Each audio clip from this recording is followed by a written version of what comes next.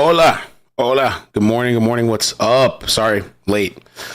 Been running around today. I hope you guys are doing good. Good afternoon or good morning. Got quite a bit of updates to talk about with this whole situation with this dude. I mean, I guess it's a guy. I don't even know what it is, to be honest with you. The pictures are odd. Pictures are odd. Those two pictures they released yesterday. They're saying they're the same person, but people have a hard time believing that. They're saying it's this guy. You know, that's a big point of contention online. Then there's new evidence that was found today. Like, I guess they're saying DNA in the water bottle. We'll read more about it. Fingerprint was smudged, but they're processing some type of DNA. But these pictures, bro. We're going to get into how this was taken because apparently this happened in the Hostel lobby that he was staying in. And the reason supposedly he took his mask down is because some chick was flirting with him. And so he took it down and smiled. Isn't that crazy? All for some pee. I don't know, man. I really thought this was a woman at first, this picture on the right side. And there's a lot of going on because there's people that are calling for the deaths of CEOs. Yeah. Calling for the death of CEOs. Where I put it? Companies, they're wiping their online executive bios. I literally saw something too. I know that they said CVS did it. So you know how you go to the company website and it tells you this is the CEO, this is blah, blah, blah. Bro, they're starting to scrub it. They're running. They're afraid because there's literally people calling for the death. For the death of these CEOs and people celebrating. And yeah, because people have a lot of stories about being screwed over. Let me pull this open here.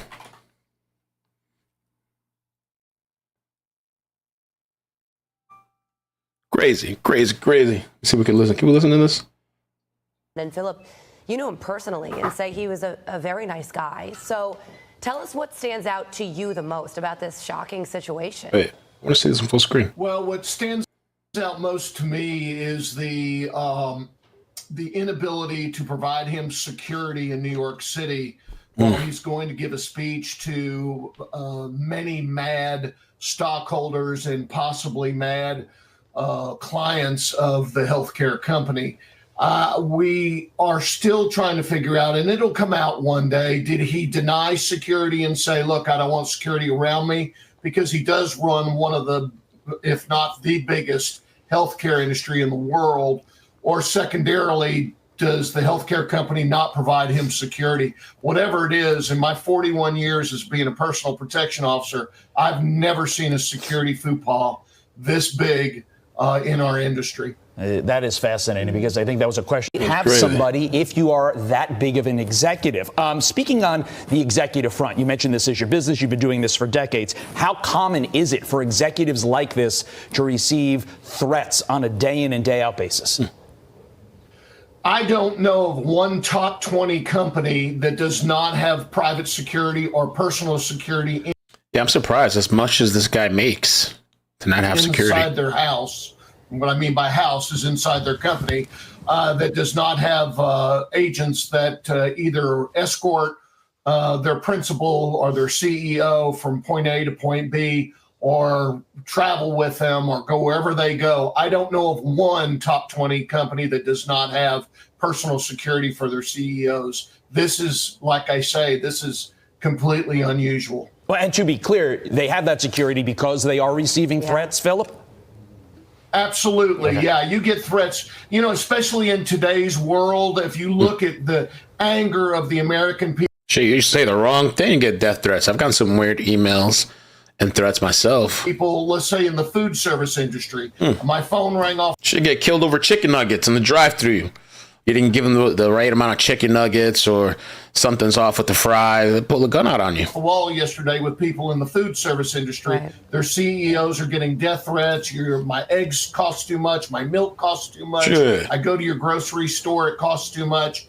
These guys are getting threats every day now. Yeah. Every day of the week. And so they're getting personal security. So now they're saying CEOs are on the run. Where's this article here? This is somebody yesterday that got posted. I was trying to find it. This person over here posting, I'm calling for the mass murder of health insurance employees, but it wouldn't be genocide. And so I'm not saying that. I'm just repeating what this person's saying. There's literally people out there just pissed and elated and calling for more people to be gunned down or murdered. And something else that we talked about yesterday, I want to touch on again a little bit, is this Taylor Lorenz that was kind of, I don't know, in a way like encouraging. She laughed about this guy dying. She was or joked about him dying, but she was also kind of calling on for other CEOs indirectly, like putting out people's names and stuff. And this lady has a history, because I completely forgot. But this lady was involved with Amber Heard. I mean, if you guys remember Amber Heard and Johnny Depp. Well, she was like a big Amber Heard person, and apparently she was targeting like Umbrella Guy, and I forgot who else. So she has a history. Taylor Lorenz. Amber Heard. Yeah, it's a huge thing. Trying to go. YouTubers say why post Taylor Lorenz claim falsely. So she was trying to get YouTubers canceled. And now she's happy, and she's on that new Blue Sky app and standing by her comments. If you watch the loved one die because an insurance conglomerate has denied their life-saving treatment as cost-cutting measures, yes, it's natural to wish that the people who run such conglomerates would suffer the same fate. And there's a lot of people that feel like that. I don't know what that's like to go through that kind of pain, so I can only imagine.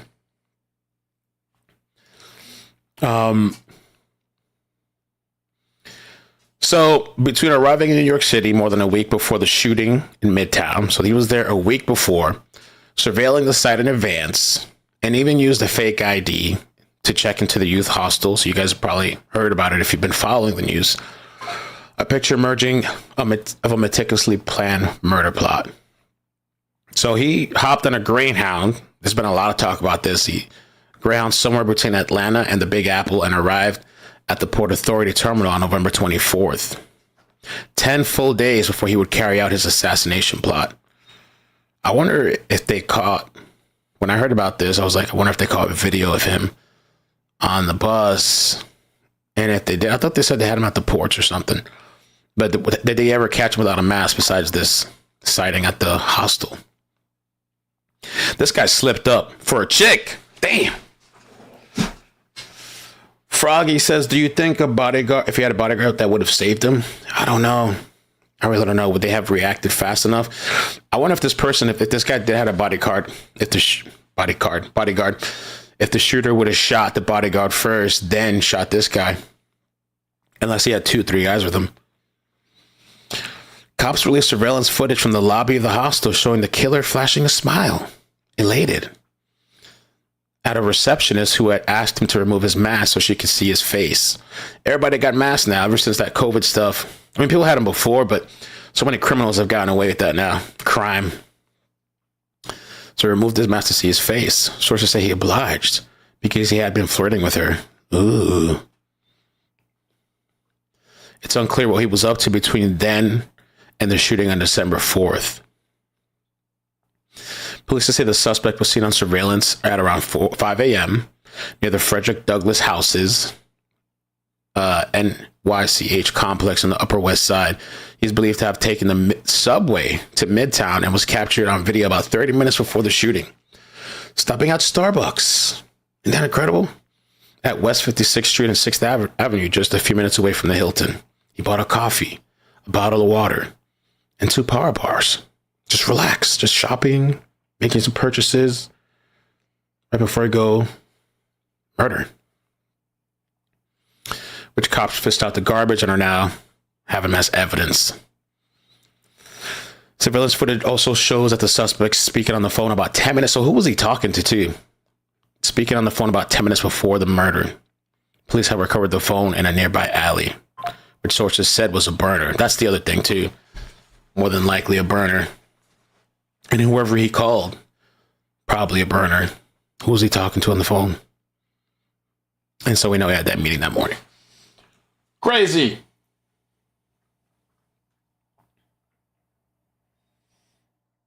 What were they doing for 10 days in New York? Sightseeing, chilling, hanging out?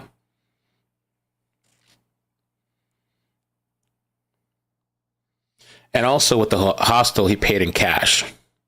So some people were wondering about that, what kind of payment. So he traveled on the Greyhound bus that started his route in Atlanta. Authorities do not know whether the suspect boarded in Atlanta or somewhere else. Police believe the assailant arrived in New York City's Port Authority bus terminal on November 24th, 10 days before the shooting. Then checked into an Upper West Side hostel. After that, he appeared to move around the city. Law enforcement sources told CNN that the suspected shooter appeared to wear a mask throughout most of his stay at the hostel. He was housed in a multi-person room with 2 other males. I wonder if they found those 2 other males and have they spoken to them and gotten information. And so he paid with cash and used a fake New Jersey driver's license. So we know they got the burner phone. They got a water bottle. They also got also here's the thing too about the fingerprint. So a fingerprint was lifted from the water bottle. The print, however, is smudged, making it less conclusive. Yet the phone could yield fingerprints DNA. And if police technicians can unlock the phone, might yield other clues in communications and searches before the shooting. The person knew what he was doing. I don't know how professional, but definitely planned. Took his time. Was chilling in the city for a week. I guess had a mask on the whole time on the bus. And we know about the whole shell casing thing too. Depose, delay, whatever else. Oh, delay, defend, deny. The book. So I'm wondering if this guy's still in the city. Is he gone? I wanted to look at Court TV's segment. Start in New York. Our top story. New details this morning. Investigators say that the gunman who shot and killed UnitedHealthcare CEO Brian Thompson traveled to New York last month on a bus that originated from Atlanta, Georgia. We also, of course, know that the gunman wrote with a permanent marker the words deny, defend, and depose on the bullets used in the shooting. Investigators say those words could refer to insurers delaying payment, denying a claim, and then defending. And we're going to get into a thread, too, that I found that's kind of been going viral about a bunch of people coming out and telling their story about how they were denied or their family was denied some type of medication or procedure and their family member passed away or suffered. So there's a lot of people that have come out and just feel like no sympathy at all for this person that passed away. Their action, a long-held practice in that industry to build profits while they break people's hearts, some say. The manhunt still underway for the assassin. Police say the gunman used a fake New Jersey driver's license to check into that Upper West Side hostel. And that is where we find Court TV legal correspondent Kelly Craft outside the hostel in New York with the very latest. The manhunt continues for the man police say shot and killed the CEO of UnitedHealthcare, Brian Thompson. The investigation has brought authorities here. It's called the High New York Hostel. Police have executed a search warrant here because they believe the suspect was staying here prior to the shooting. Police have... So we're talking about the Hostel, the New York City Hostel. Hi.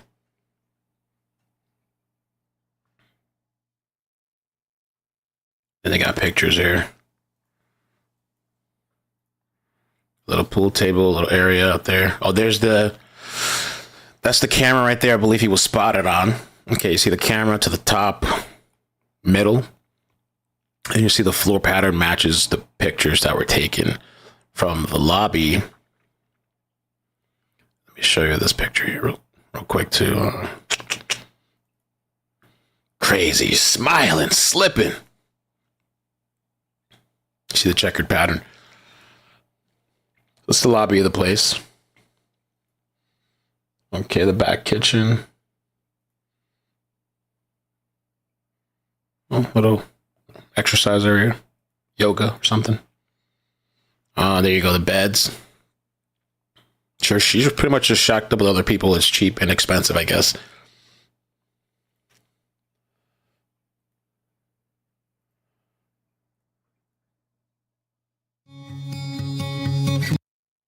Probably copyright music. So a little video of the inside. Oh yeah, so the showers too. It's like one area to shower, huh?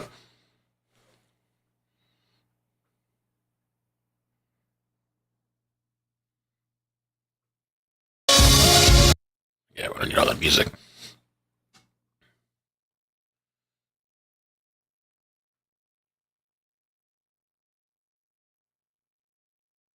Oh, access to the subway. Everything's right there.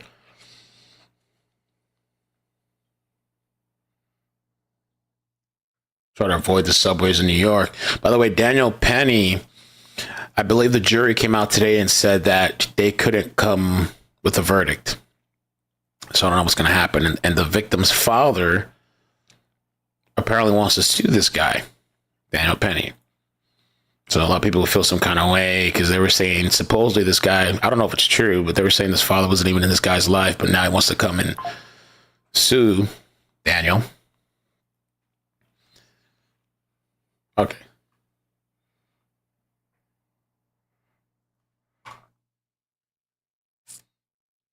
So who knows if the guy still is even in New York?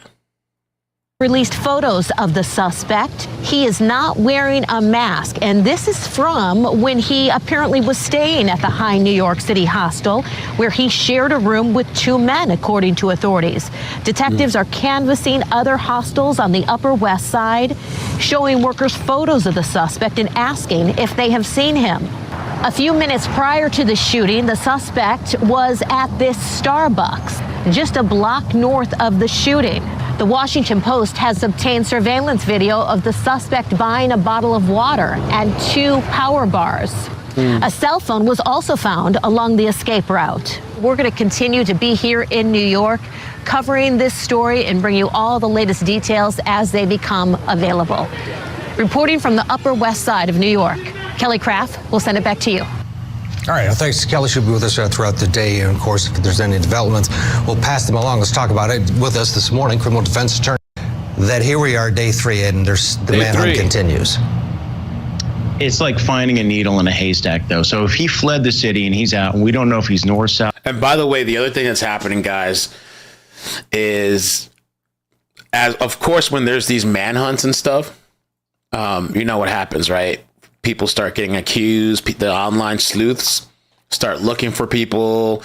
And so I've already seen a couple of times where, like, this is the person. This is what they look like. So there's multiple people kind of getting linked up. And this guy, it is fucked up. So I'm going to just say there's no proof that it's this person. But this person, he's replying to his own post. So somebody here, Mario, let's see, who's that? I don't know, somebody with 55,000 followers. This person said, possible match for the UnitedHealthcare CEO assassin identified. Do you recognize this person? So he put this guy's picture, and he probably got a lot of views. Probably, let's see.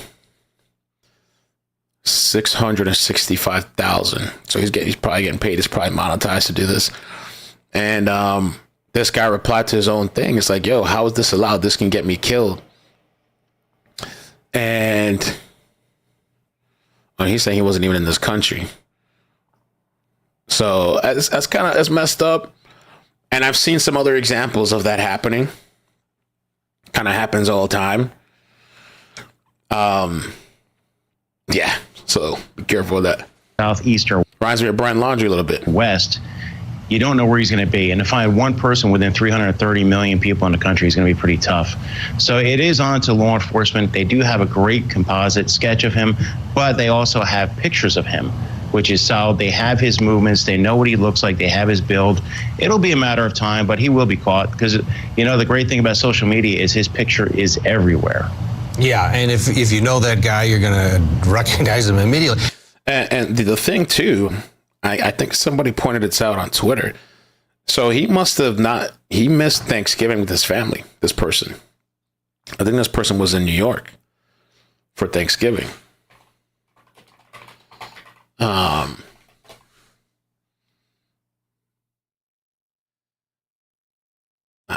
they in New York?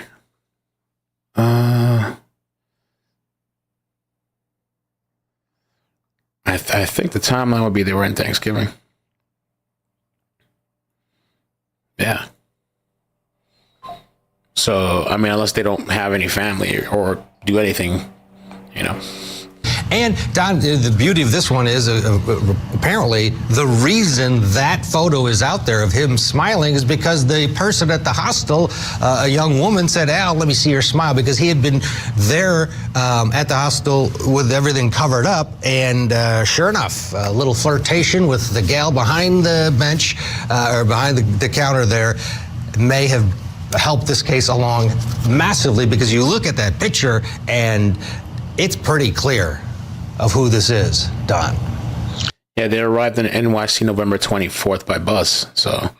It's really the clearest piece of evidence that we have so far, and it's going to be plastered everywhere. As soon as it became public, it's all out there. And as you said, somebody knows this guy. I would imagine we're going to have a name attached to this individual, hopefully by the end of the day, certainly by Monday, I would expect. But there are just treasure troves of evidence to look for. This burner phone, even though it's a burner phone, it's still going to have contacts. It's going to have text messages, communications, calls, internet searches, tracking movement. The water bottle can contain some DNA. There was a fingerprint apparently lifted. So I think they are really zeroing in. Well, they said the fingerprint was smudged, just to be clear. Search warrant at the hostel is going to obtain potentially DNA, potential fingerprints, interviewing the roommates. What did he say? I think we're really, really close to identifying who this person is and then catching him really quickly. Jason, do you think they already have an ID on this guy and it is a matter of just finding him? Some people think that they do know. Some in the chat, they think they do know. They're just not saying. I don't know. I just wonder if this person, they're not from here. We know they came from Atlanta at least. And the phone that was found in the alley was a burner phone. And I guess for something to pop up in, as far as DNA, they would have to be in some type of system, even if it's like some genealogy, even if it's like a family member that signed up to like one of those websites, the My23andMe thing. Who knows what they pull? And this person's so relaxed and chill to go like to Starbucks. I mean, that just blows my mind. And so focused when they walked up to shoot this guy that there was a lady standing right there. Never flinched. Fixed the gun with the jams. Oh, I have a video to show too. Supersonic. It's actually a pretty cool video. This segment I think is kind of short. I think. Yeah. A couple more minutes. I mean, he used a fake ID, obviously, to check into the hospital. Likely did that on the Greyhound bus as well, and possibly purchasing the firearm. But that photo, you would think, would spark immediate reaction from the public and given the media attention to this case. And that photo, a lot of big people think it's not the same person. I saw Tim Pool say it. I think Candace Owens said it. I saw some pretty big people on social media be like, that's not the same person.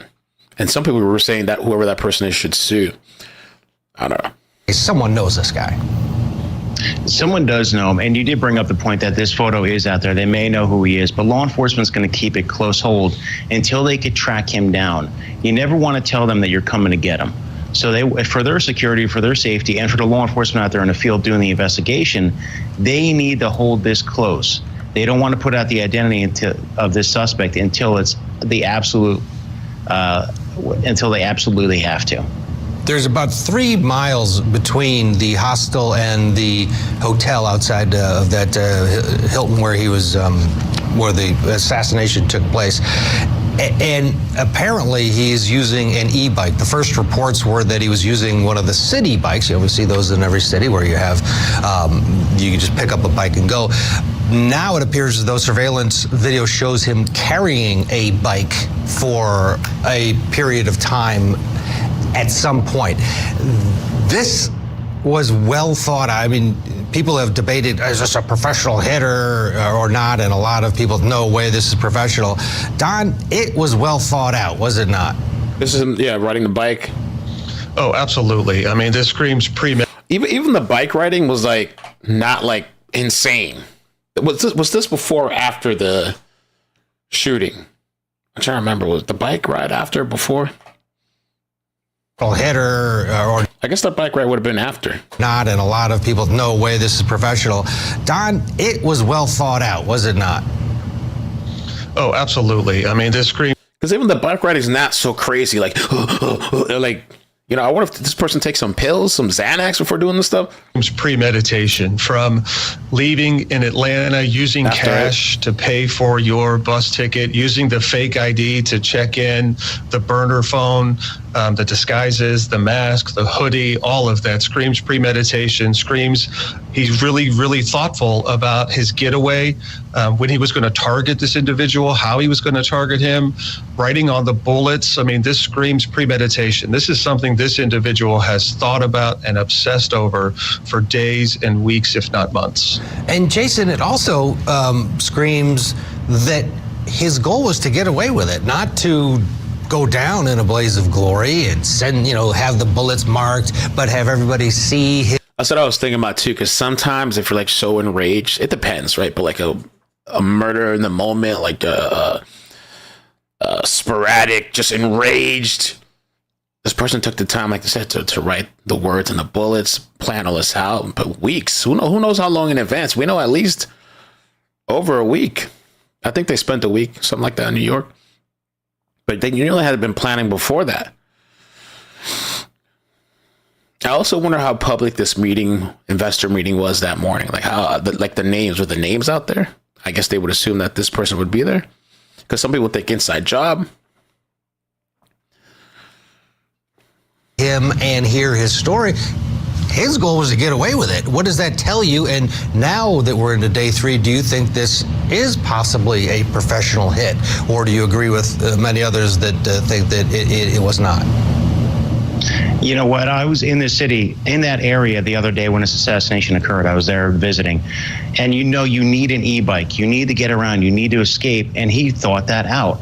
One thing people don't realize is that you don't have to be a professional to be an assassin. Assassins do exist. They exist all over the place. Look at Mexico with the sicarios. It really does happen. They really do exist.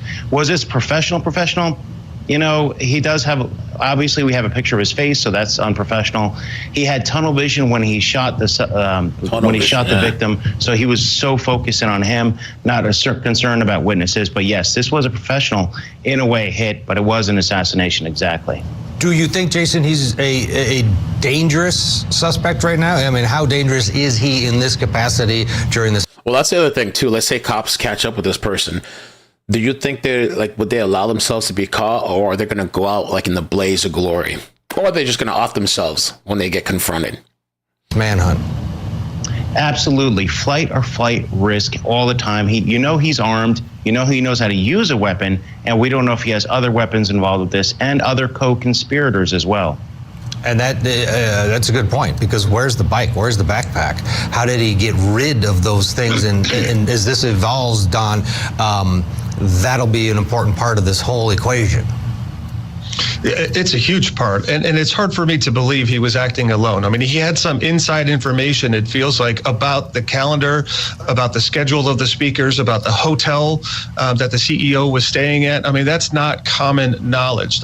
Yeah, I mean, that's true. Even just leaving out the investor conference that morning, the person knew what hotel he was staying at, it seemed like.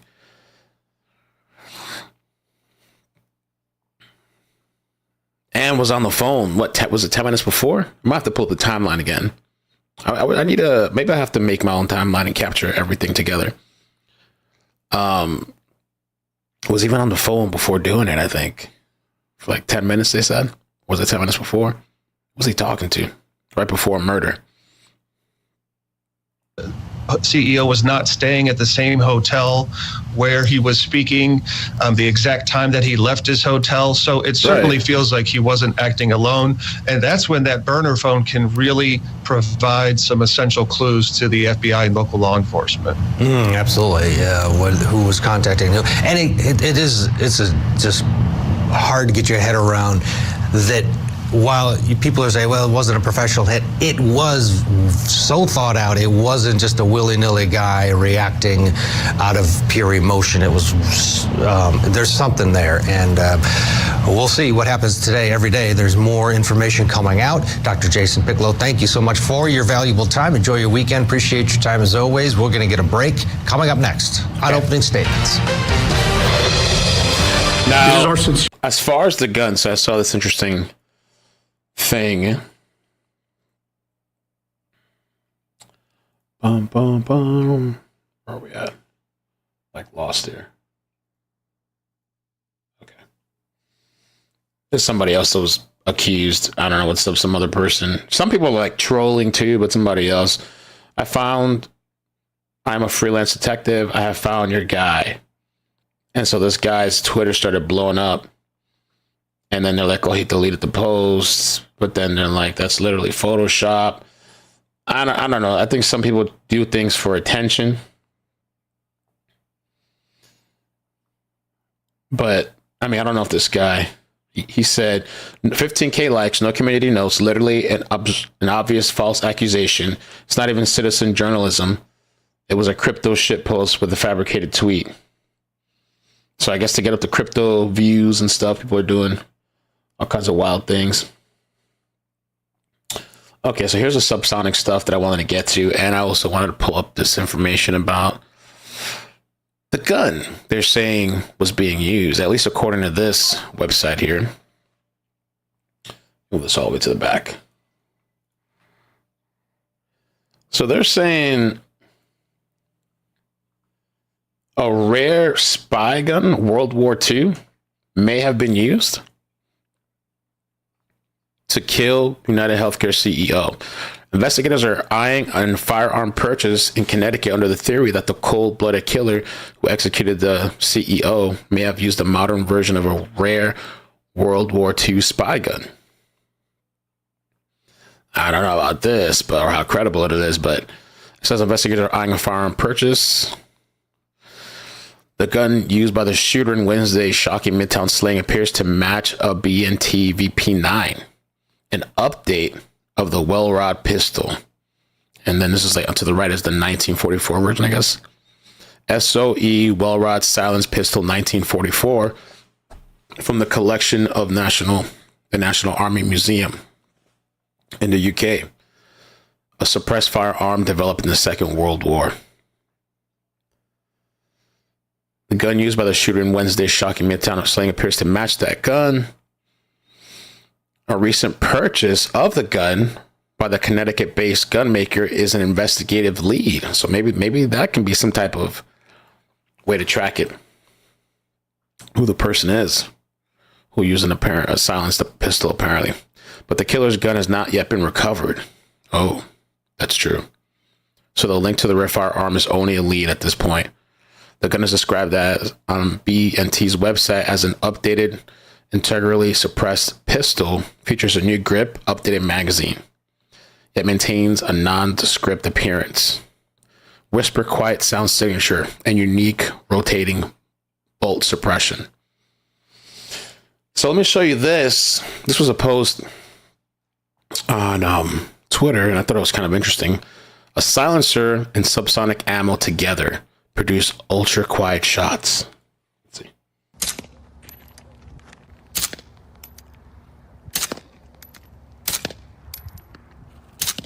It's a pretty dope looking gun though.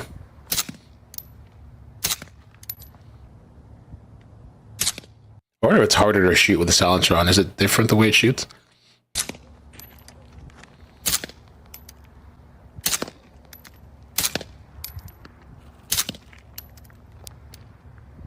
Why is this guy covering his ear? The one in the back. Bro.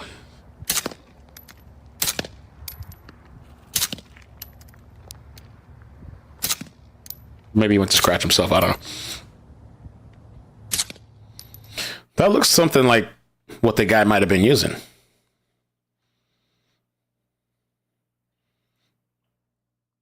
Yep, it's called a BNT6 or 9 weapon. Yeah, less recoil. It's kind of nice.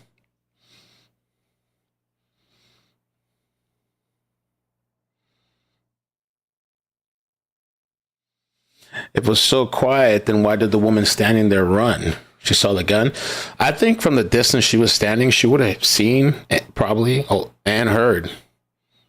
I mean, compared to a gun, this is quiet. Like a normal, without a silencer or a handgun, this is really quiet.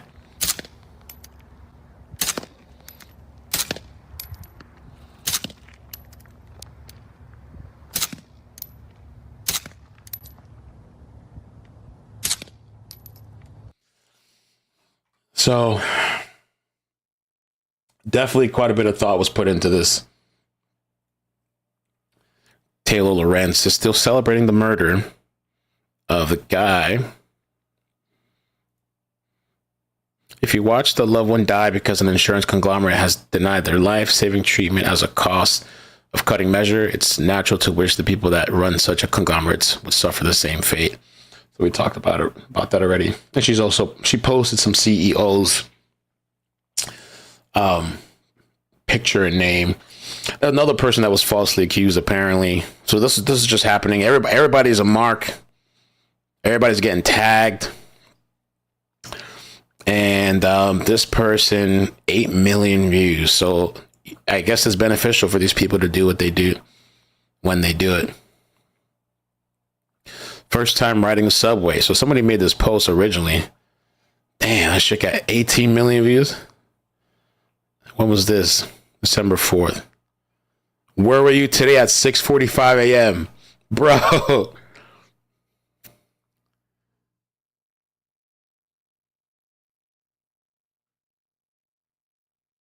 Don't touch any homeless, drugs, or felons, they'll prosecute you. Or felons, they'll prosecute you.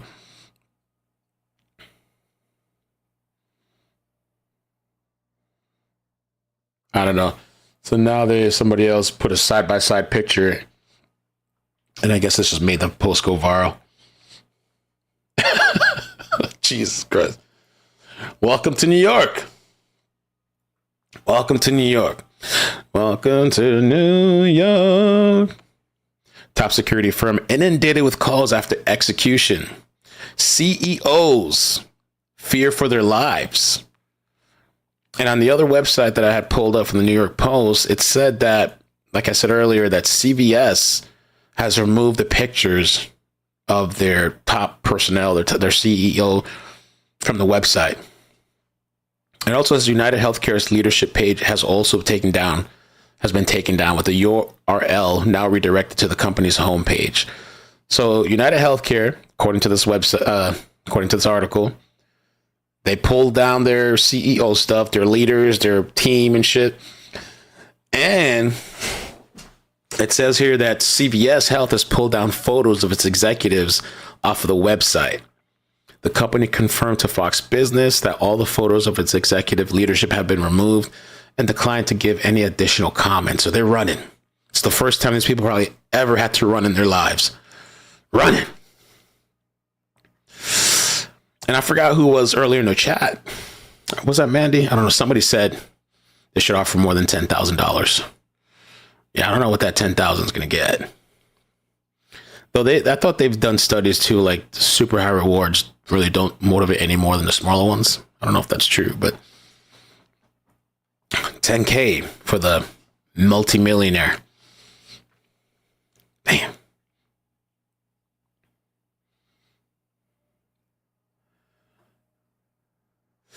All right, and so this here, so let's take a look at this. A private security firm used by several Fortune 500 companies says its phones were ringing off the hook. Business is coming in. All these top millionaires coming in. They need security now. With potential clients following the execution of the CEO, as top business leaders fear for their lives. Allied Universal, which provides private security services to 80% of the Fortune 500, was flooded with frantic inquiries after the shocking Midtown assassination. Glenn Cusora, who runs Allied Enhanced Protection Services, told the New York Times they offer a wide variety of or range of security services, including stationing guards outside the offices, chauffeuring executives, but it becomes at a high cost. But it comes at a high cost. I wonder how much they have to pay. A company will have to dish out $250,000 a year to protect the chief executive full time. If I had that kind of money, I'd pay it. If I was rolling like these guys, it's not worth it. The vast increase in calls to the firm comes as dozens of Fortune 1000 chiefs will descend in Manhattan to attend a summit. Oh, there's another summit happening in Midtown Ziegfeld on the 54th Street, not far away from where Thompson was gunned down. The murder of a suspected targeted hit has led many healthcare leaders to question why Thompson was walking the streets solo the morning he was killed. And the firm was also perplexed that this guy had any kind of security, a lack of security. I assure you that the company does have an internal security team and staff. Philip Klein, the head of Klein Investigations, I know they do. They get a lot of threats from people who have been turned down. A lot of threats due to the cost of healthcare. Damn. Maybe the company wanted them gone. Liability, all the investigations and stuff. Close the investigation down. Damn.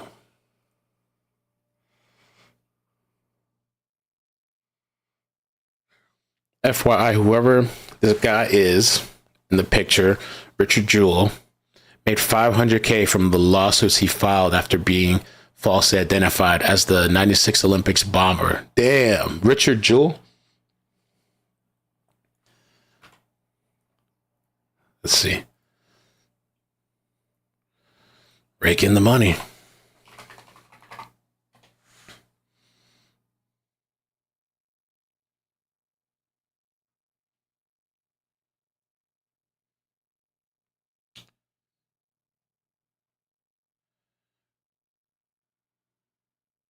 He discovered a backpack containing 3 pipe bombs on the ground, helped evacuate the area before the bomb exploded, saving many people.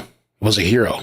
For months afterward, he was suspected of planting the bomb, resulting in an adverse publicity that came to symbolize the excesses of law enforcement and the news media. Damn. So he over there saved lives, warned people, did everything. And then now he was a suspect.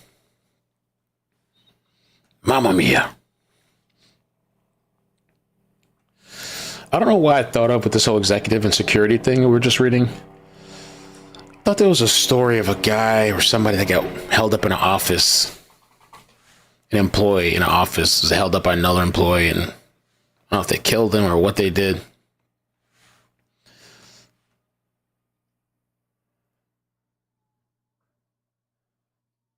Somebody knows who this guy is. This is a hired assassin with big money behind him, no doubt. With a lingering DOJ investigation, the Brian Thompson story is about to get very interesting. Different jacket, different backpack, not the same guy.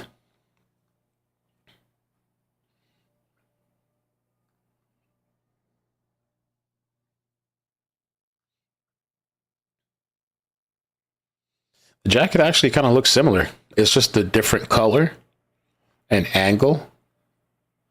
You got the 2 pockets. You got the string hanging down, the hoodie, the same mask bullshit, whatever they were wearing. The backpack is the thing I've seen people say 2 different ones.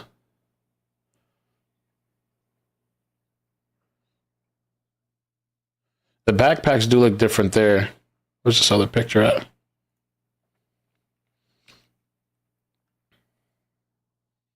Even the hoodie, I don't know if it's just the camera quality and angle and color. This was when he was inside the Starbucks, I think.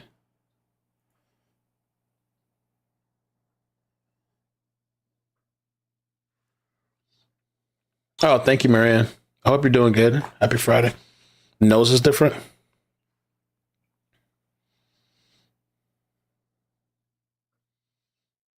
Decoy. Same guy. It's crazy. The internet's on this manhunt.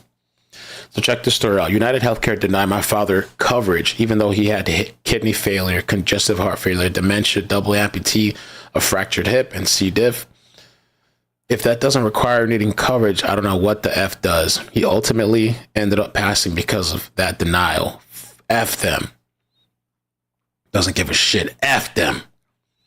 This person here posted, the pain is so real. If you're upset about mean jokes, then the suffering fueling them, you're deeply out of touch.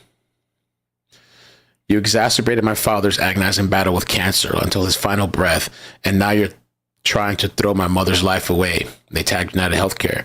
Just so your CEO, Brian, can take home tens of millions of dollars this year. You deserve to rot in hell. My aunt had cancer. She was in so much pain and went to the hospital. She did not have insurance and got kicked out within 24 hours. She fought hard for 9 months till she lost the battle with insurance companies and cancer.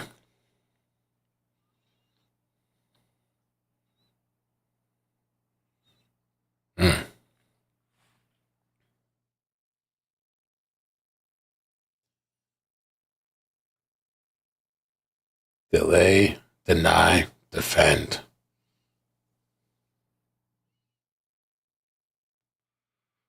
Tim Poole says, definitely not the same person. Oh, I wanted to read this website. So let's check this out. I forgot where I got this from, but UnitedHealthcare tells its employees to shut up. Be quiet, quiet down, pipe down. No wasted time in telling its employees not to talk to the press in the waking of the CEO, Brian, the killing of CEO. According to an internal company memo I obtained, Thompson has been accused of profiting off insider selling before an antitrust investigation by the Justice Department was publicly revealed. So profiting off of insider selling before an antitrust investigation. Part of the story, employees say they wish the media would cover. You can tell they really just want us to shut up and not acknowledge it. A source within the company told me supervisors are afraid to speak up about the corruption for fear of losing our jobs. It's like we were being forced to lionize Brian instead of analyze who he was. Here's what the memo sent to UnitedHealthcare employees yesterday morning says. We ask that you adhere to our corporate communication policy regarding interactions with the news media. All media inquiries should be directed to our communications department. Please refrain from making any statements or comments to the media to ensure our communications remain consistent and respectful. So they got a screenshot.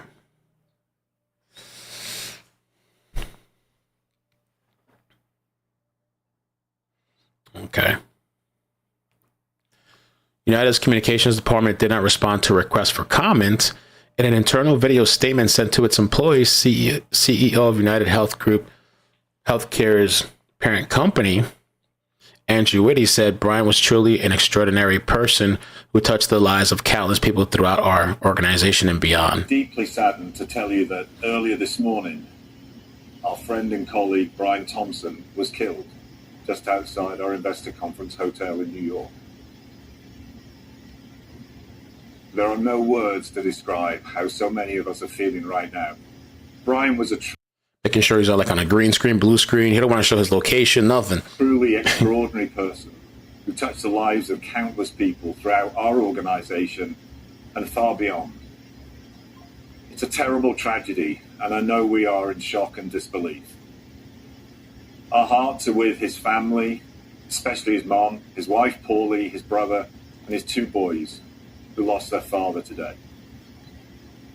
Please keep them in your thoughts and prayers, and be assured we'll be there for them.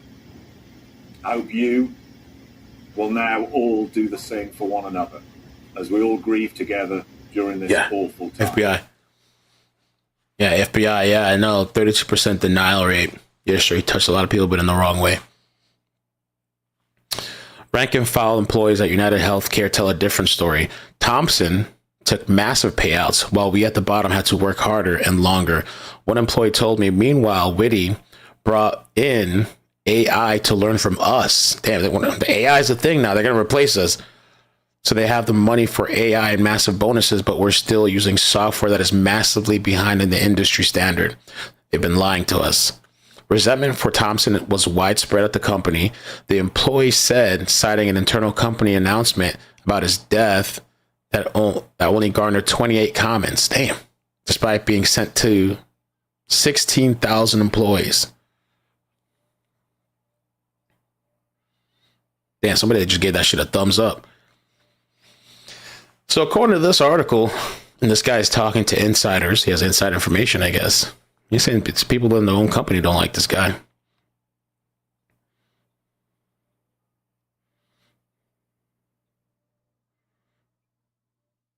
I remember one time when I worked at this company and, the COVID virus came and they sent everybody to work from home.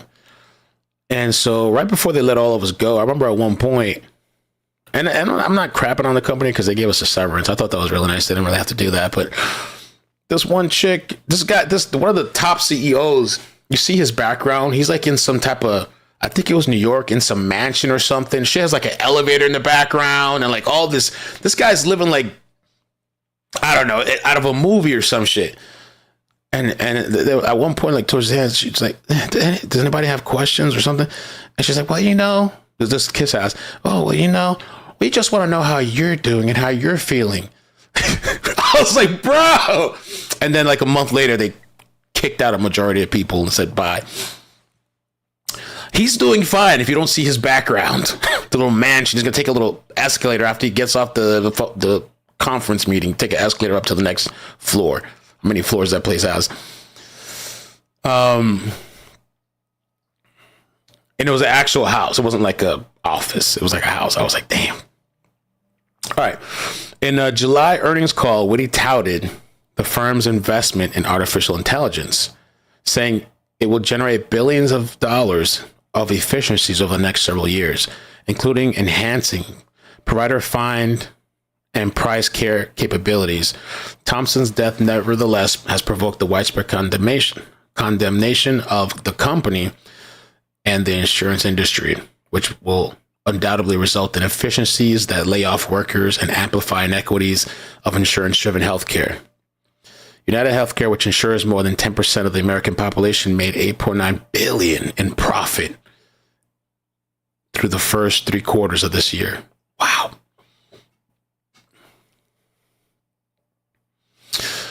Company financial disclosures show that Thompson's annual compensation included bonuses, whereas $10.2 million.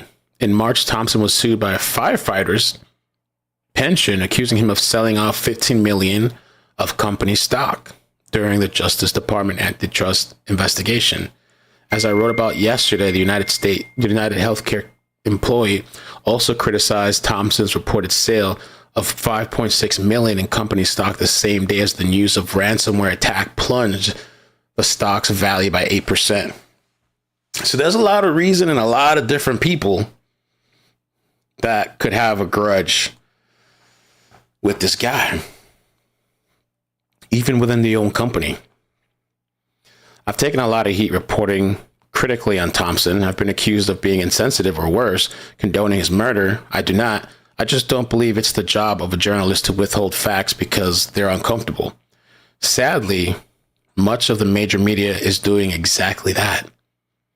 USA Today began one of its stories on Thompson's killing, describing him as a well-liked executive and a Midwesterner and a father. before laminating how he became a meme and a source of ridicule on social media. The USA Today report made no mention of the accusations against Thompson. I didn't know about this lawsuit with the firefighter. That is interesting. I did know about this investigation. And I didn't know about that. I don't know if I knew about this, the 5.6 with the ransomware attack. Damn.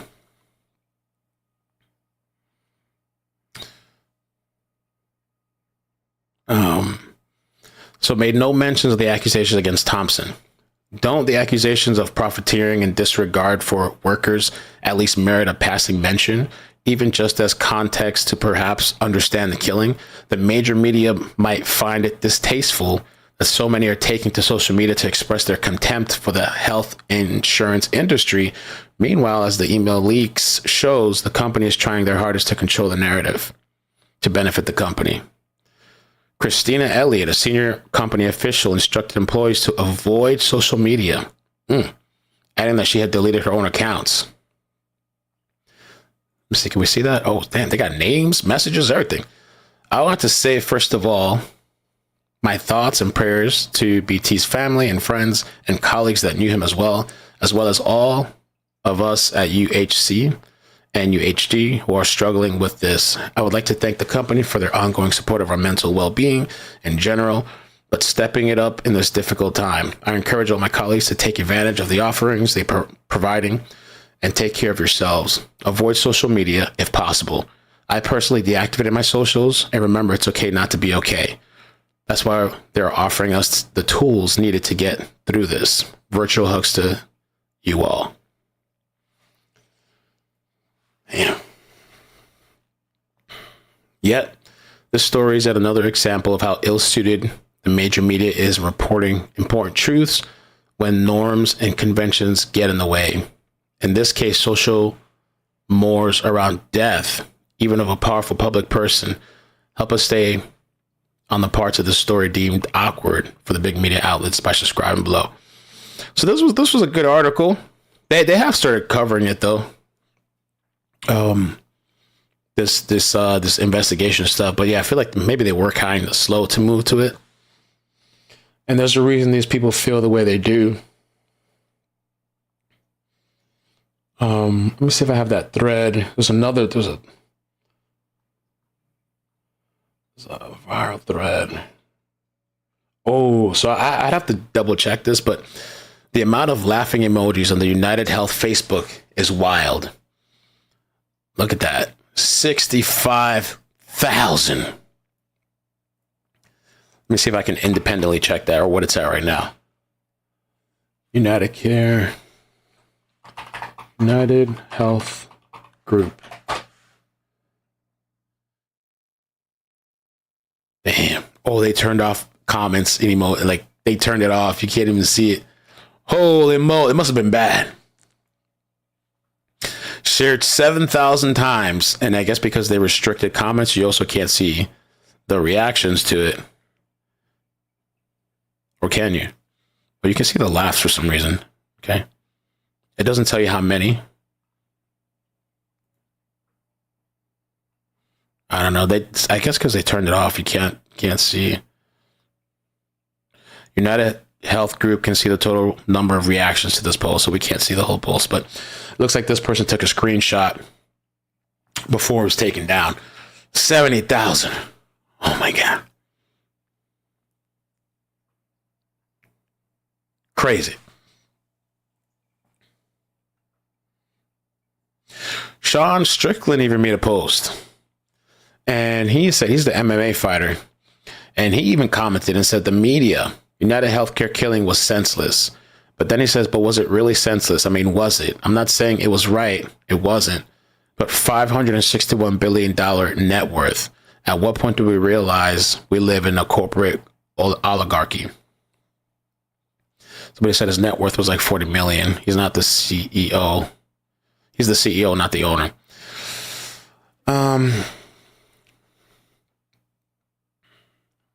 The issue was that the organization he works for had the highest rejection rate amongst claims. We know that too. They talked about that. Bernie Sanders liked this tweet. Somebody said, I mean, Bernie Sanders does talk a lot about healthcare, but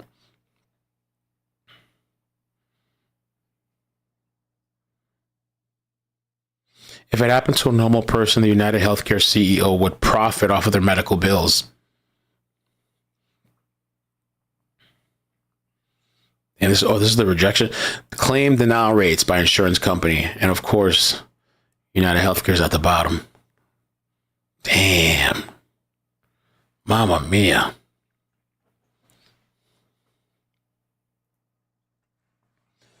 Mamma mia. A doctor's letter to UnitedHealthcare for denying nausea meds for a child on chemo. Dear buttheads at the insurance company, I can't believe it has come to this. I have to take time away from my patients to inform you that you're idiots. This whole experience makes me want to vomit, but of course I wouldn't dare throw up without the approval of my insurance company. Which brings me to my point. Apparently you have decided that a child receiving chemotherapy has no reason to be nauseated. I didn't think I was unnecessarily writing prescriptions for antiemetics for blank. Obviously you would know better about the side effects of chemotherapy than me, my peers, and the entire scientific community, going all the way back to Dr. Sidney Farber. I suppose my alternative for Zofran and scopolamine is to let some blank know that the nausea is all in his head. However, I don't imagine you would ever cover any psychological consultation either. So I'll just tell you to stop throwing up. Thank you for that simple solution. You have saved your greedy, blood-sucking corporation shareholders a great deal of money. I'm sure, of course, that would be the bottom line. Feel free to contact me if you need further information about how you guys suck.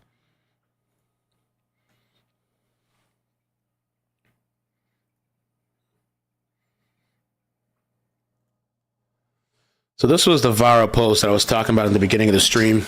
I don't think I'm going to go through everything, but just to give you guys a gist of like how people are feeling about this whole situation. If you want to see why people are so vicious towards UnitedHealthcare right now, let's do a thread of some of the most egregious health insurer behaviors. UnitedHealthcare is the 8th largest company by revenue in the world. It made $389 billion last year and $2 billion less than Apple. It made more money than Exxon, Microsoft, Samsung, and JPM. It also has a 32% claim denial, the highest among health insurers. United is being sued for making an auto denier AI program known for the company to have a 90% error rate, overriding determinations made by the patient's physicians that the expenses were medically necessary. This directly resulted in multiple elderly deaths in the Midwest. Despite making more money than GM and Forward combined, United Health was found by a government watchdog of defrauding federal government of $3.2 billion in extra federal payments for health-related assessments. UNH is most famous for the $35 Ingenex lawsuit in the 2000s. In it, they used a database to improperly reimburse MDs for services. The lawsuit used proceed to find Fair Health. That one I don't really know too much about. 5-year Ingex was reborn as Optum. Maybe you heard of Optum's CEO during the Ingex scandal, Andy Slavitt. He was an architect of the ACA and became CMS director under Obama. All right. 80% of U.S. bankruptcies due to medical bills had health insurance when they got sick, while out-of-pocket costs have skyrocketed. Here's health insurer premiums over the past 25 years, up 213%, mapped out versus big health insurer stock prices, up 800%. They're making a killing, and it's expensive. My son was born with 2 holes in his heart. They found it when he was just 4 hours old. UHC denied him coverage after classifying it as a pre-existing condition. We posted about the lawsuit here. First, the taking of the CEO's life is unacceptable. I feel sad for the family. That being said, UH abruptly denied further coverage of a life-saving drug I need. Fortunately, I stockpiled enough to see me through before finding another provider. That's been my experience with United Health. My 9-year-old son needs a medication that even when approved will cost us $9 $9,800 a month. I don't know whether it's the insurance company or the pharma company's fault, but either way, what am I supposed to do as a parent with this medically necessary medication? So, I mean, the stories go on and on and on. People have different stories all over the place. UnitedHealth denied my wife life-saving treatment, then continued to bill me for the family plan, knowing my wife was dead. I've endured a decade of financial purgatory and a credit score hell because of their mafia business model, pay or die. I mean, you could just see hundreds of just stories everywhere you look of people having these horrible experiences.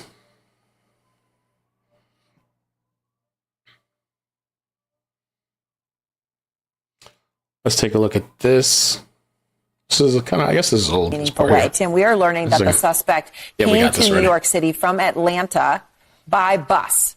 Now, I know the New York Times had reported he'd been here for 10 days.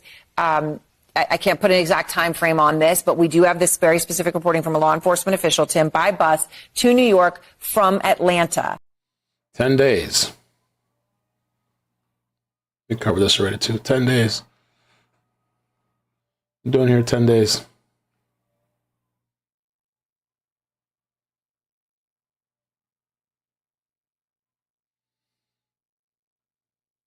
And his major slip up, I mean, I guess he's had a couple of slip ups, but the major slip up is the face picture flirting with this chick. And this girl was flirting with him, I guess. The evidence, of course, left behind. The water bottle, the snacks. The cell phone, which maybe he doesn't care. Maybe he covered himself on that. Oh, we got to talk about this later. This is kind of interesting. Got to do a little update on that later. Oh, real quick. I don't know if you guys ever remember this story. Family of Missouri teen, Tyree Sampson, who fell to death from his Orlando amusement park ride, was awarded $310 million. I don't know if you guys remember that. $310 million. Just a little update on that.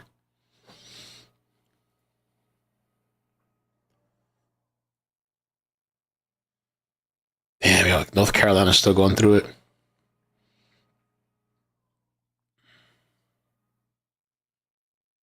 Okay, I think we can do this. We never did a Nancy Grace thing. Let's do the Nancy Grace episode. I was going to do it last night, but I got caught up. But she dropped an episode out. I hope it's up to date information, or somewhat up to date. Nancy.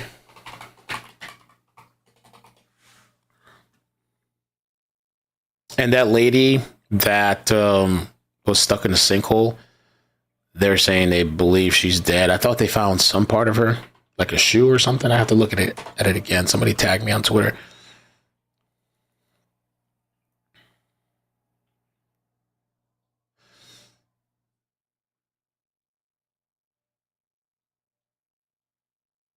Okay,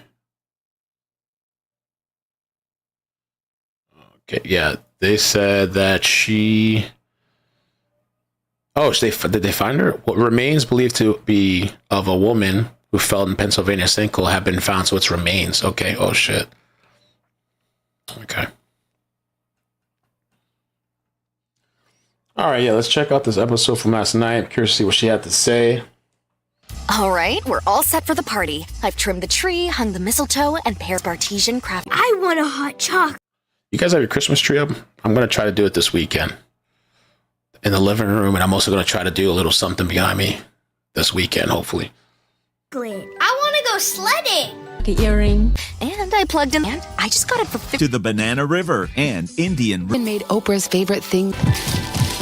Dexcom G7 continuous glucose monitoring system is a small, easy, confident decisions quickly and easily. G, finger sticks required. If at this hour, are marriage secrets revealed? I'm Nancy Grace. This is Crime Stories. Thank you for being with us. A masked gunman shoots dead the UnitedHealthcare CEO in Midtown Manhattan. An urgent search ensues for the suspect. Last seen entering Central Park. Marriage secrets being revealed?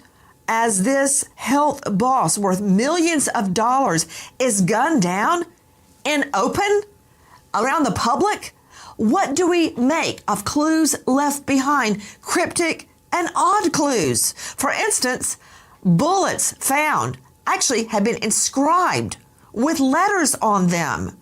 A cell phone had been left behind. Is there DNA on a water bottle? The secret's still Was around. this a pro? A silencer was used, and in the middle of the assassination, the gun jams. And seemingly, the pro shooter simply adjusted and continued firing. Everyone, thank you for being with us. If this can happen in public, what are we to think of it? Well, take a listen to what the chief of detectives Happens has all to the time. say. This morning at 6:46 a.m., patrol officers from Midtown North Precinct responded to a 911 call of a person shot in front of the Hilton Hotel located at 1335 Avenue of the Americas. This is between West 53rd Street and West 54th Street. At 6:48 a.m., officers arrive and find the victim, Brian R. Thompson, a 50-year-old male, on the sidewalk in front of the Hilton with gunshot wounds to his back and leg. You know, the way the shooter handled the weapon, the use of a silencer, the mask, the lying in wait, all indicates a professional hit. But a pro wouldn't want to be caught. A pro would do everything not to get caught. So then why were there especially engraved bullets with cryptic messages on them? It sounds like a 5th grade girl writing a crime thriller. Something's way off with this. Joining me, an all-star panel to make sense of what we know right now. But first, straight out to investigative reporter Lauren Conlon joining us, co-host Primetime Crime on YouTube, and you can find her at popcrime.tv, who has gone to the scene and investigated. Lauren, what can you tell us? Yes, Nancy, and the entire street of West 53rd Street was blocked off. There was plainclothes detectives as well as uniformed officers basically not saying anything. I asked questions. I asked witnesses if they heard anything. And the parking lot attendants were actually there earlier that morning, but they said, due to the silencer, they didn't hear anything. Tell me your understanding, what you learned of what happened, starting at the beginning. Starting at the beginning, I learned that Brian Thompson arrived in New York Monday. Now, he was not staying at the Hilton. He was staying at a hotel across the street. He was set to speak at 8 a.m.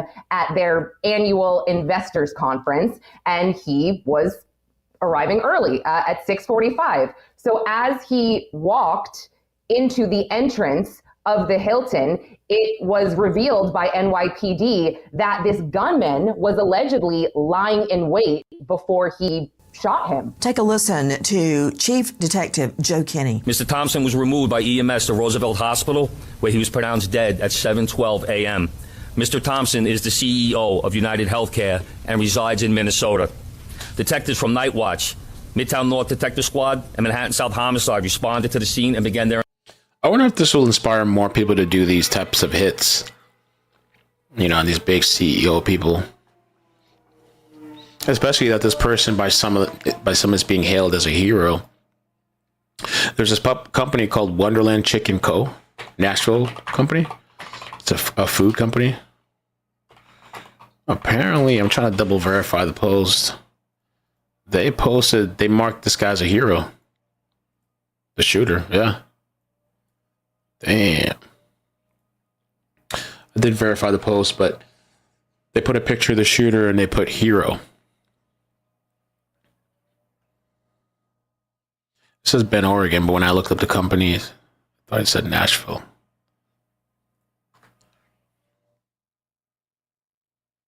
Oh, they're serving Nashville type of food. Okay, they are in Oregon. Nashville chicken. Damn. Investigation. We're learning a lot. I want to go straight out to Bill Daly joining us from New York. Former FBI investigator, forensic photography, international security expert. Bill, thank you for being with us. You see the video stills we're showing. I don't know that a pro would have done this right in front of a surveillance video. Well, you're exactly right, Nancy, is that, people throw around this thing about, professional hitmen. I mean, those are out of the movies. I mean, this could be somebody who trained, who thought it out, who obviously has done a lot of reconnaissance and research. But we're talking about professional hit people. That's something made in the movies. I would say, Nancy, a couple things. I'm quite familiar with this area, being a New Yorker and having worked on the streets of New York for quite a number of years, is that this is actually the side entrance. Mr. Thompson was apparently staying around the corner, we believe, at the Marriott Hotel, which actually gave him a couple of avenues of approach to the hotel. This is the side entrance, the main entrance on 6th Avenue. So for this gunman to know that he was going to be coming down the side street at this time suggests to me there was some other reconnaissance, inside information, that he knew that he was at another hotel. He wasn't staying at the Hilton, that he'd be coming down this street. Thompson could have easily walked around 7th Avenue, come down 55th Street or another street to grab a cup of coffee, but he didn't. And so there are a couple of things out here that kind of jump out to me that are really concerning with regard to how much information was known about the specific movements of Mr. Thompson that morning. Bill Daly, I know exactly what you mean about that location, but wouldn't it have been easy for the killer, to be waiting in the lobby, waiting for the victim, Brian Thompson, to walk out? He didn't have to be lying in wait at that side entrance. He could have simply followed him. He did come up behind him. Yeah, I mean, there are a couple of things here, Nancy. That is true. And in fact, if he knew he was going to be speaking at the conference, he didn't even have to be waiting outside. He could have done it just in the lobby, upstairs, in an elevator, or some other place where he knew there was kind of cool choke point where he would have had to travel through in order to get to the conference. The other thing is that, which kind of points to perhaps something more, someone from the area or from the region, is the fact that Mr. Thompson lives out in Minnesota. Day to day, he comes to and from work. He comes to and from his home. He goes perhaps to see maybe his children's sporting events, who knows what. But those are kind of open areas, other areas where he could have been a target. But yet, this was done in New York City, where he doesn't live, where he was visiting, where this person would have only had a couple of days opportunity for any kind of reconnaissance and kind of staging this event. And so it kind of leads me to suggest that this person chose New York either because it's more difficult, you can get lost in the city, you can do things like this, you could disappear into Central Park and perhaps try to hide your trails, or it was a matter of convenience that the person was in and around the area and didn't have to travel to Minnesota. You're right. The victim in town to speak at an investor conference. Listen. The victim was in New York City to speak at an investor conference. It appears the suspect was lying in wait for several minutes. And as the victim was walking to the conference hotel, the suspect approached from behind and fired several rounds, striking the victim at least once in the back and at least once in the right calf. Many people passed the suspect, but he appeared to wait for his intended target. Well, it's clearly targeted, Bill Daly. There is no robbery. There is no carjacking. There is no sex attack. So it's targeted. Can we look at the photo of the suspect's face? Now, we keep hearing we don't know much about him, but I can tell you right now he's white, number one. He knows enough to cover his face. But I see that he is not wearing gloves. To Lauren Conlon, what can you tell me about a discarded water bottle? The discarded water bottle, Nancy, was found in the alleyway, which is between 53rd and 54th Street. It's the Ziegfeld Ballroom alleyway. A pro would not leave behind a water bottle. A pro wouldn't even be drinking anything right before you murder somebody. That's exactly right, Nancy. And it goes to my suggestion. This person, again, kind of orchestrated this, pre-planned it, thought it out. We can speak about perhaps the weapon a little bit later on. All these things tie into somebody who is knowledgeable about not only what they were doing, but certainly not a professional. That's somebody we might see kind of portrayed in the movies. These people would be much more sub rosa about their efforts, would kind of not be seen beforehand. And I'm going to suggest to you is that besides this video and these images we have now, as that police are looking to kind of put together both the timeline and his trail, there'll be some more coming out. And we'll have some more facial images perhaps. The DNA may help. But as we all know, working these cases, is you need to have something to compare it to. You need to have some database to compare it to, or using ancestral DNA, perhaps tie this person back to someone else and work through that angle. So even though we have all these things, and there could be, who knows, maybe fragmented fingerprints on the bullet casings or or other evidence left behind. But again, you need something to compare it to. What we know is that the shooter arrived at the location on foot about 5 minutes prior to the victim's arrival. He stands alongside the building line as numerous other people and pedestrians pass him by. From video, we see at 6:44 a.m., the victim is walking alone towards the Hilton after exiting his hotel across the street. We believe the victim was headed to the Hilton Hotel to attend the United Health Group Investors Conference that was scheduled to start at 8 a.m. Let me look at that stance one more time where the shooter is pointing the gun at the victim. You know, everybody on the panel jump in, but Bill Daly, look at that. It looks like someone has been watching too many movies and they think that's a professional killer stance. You see that right there? I'm just telling you, look, he doesn't have on gloves. He's been hanging out, drinking from a water bottle that he leaves behind. I also understand a cell phone has been left behind. And then he gets on a city bike. It reminds me of a bank robbery I prosecuted where the perp had a bike waiting around the corner. He was anything but a pro. And he pedaled off just like this guy is doing.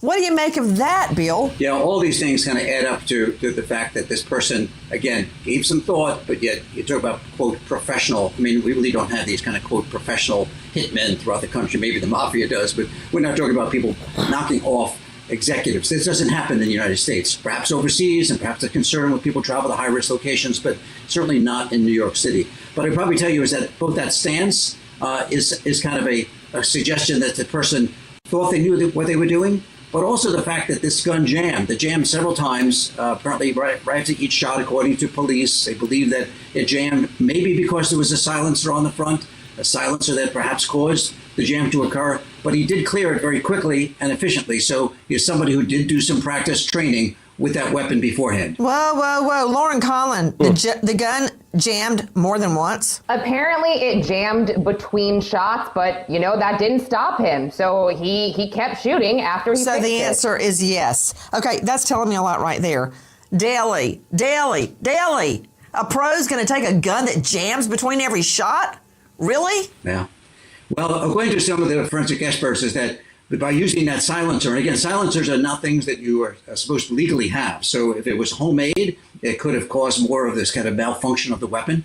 But again, it did seem as though he cleared that weapon. He was able to pull the slide on the top. Daly, did you say homemade? Look, this is homemade, baby. Woo, this is smelling. This is not a pro. I don't even know where that came from. A homemade silencer. There's some suggestions. A pro can make a homemade silencer, but come on, man. A homemade silencer that doesn't work, a pretend professional killer stance, drinking a water bottle and leaving it behind and hopping on a bike without gloves and taking off? No. I got to figure this thing out. Guys, why was a health CEO worth millions of dollars make it make gunned sense down in public early morning? Many people saying it's a pro killer. The shooter then flees on foot northbound into an alleyway between 54th Street and 55th Street. Once at West 55th Street, the shooter continues to walk westbound on the Avenue of the Americas, where he gets onto an electric e-city bike and rides northbound on the Avenue of Americas towards Central Park. At 6:48 a.m., we have the shooter riding this bike into Central Park at Center Drive. We're still tracking video. The last we see with him on that bike is in Central Park. At the scene, we recover 3 live 9mm rounds and 3 discharged 9mm shell casings. The motive for this murder currently is unknown, but based on the evidence we have so far, it does appear that the victim was specifically targeted. But at this point, we do not know why. This does not appear to be a random act of violence. Okay, I know that. I know it's not random. Joining me, high-profile lawyer Bernarda Villalona, New York criminal defense attorney. This is her beat. She is also a former prosecutor. Bernarda, thank you for being with us. What do you make of it so far? Because not only did the pro assassin leave behind 3 discharged 9mm shell casings, they were engraved with 3 cryptic words. I mean, it's straight out of a crime novel.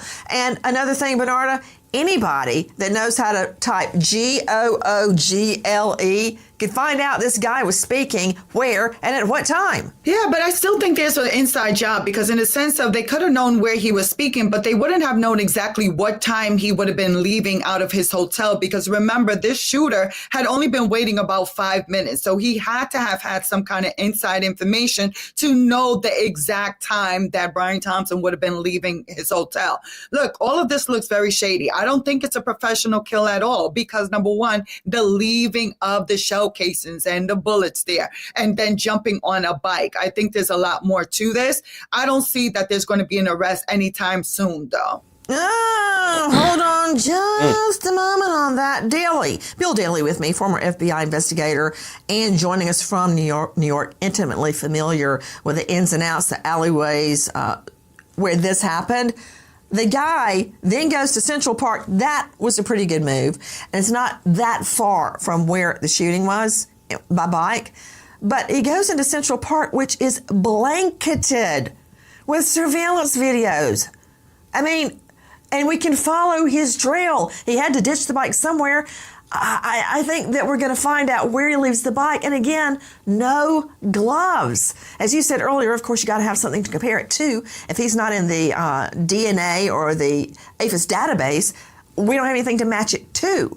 But that said, can we just agree this is not a pro? Yeah, I certainly agree it's not a pro. I also think that there's other probably kind of breadcrumbs left behind, is that, if this was connected with either the business because of, either had been a customer who was certainly totally upset and obsessed with this individual, or perhaps a former employee. It could have been a number of things. But I think you have to go back and start looking at, were there threats against the company? Apparently, according to the victim's wife, there were. And if there were, who was making those? And what was They said they already got a new position for the UnitedHealthcare CEO.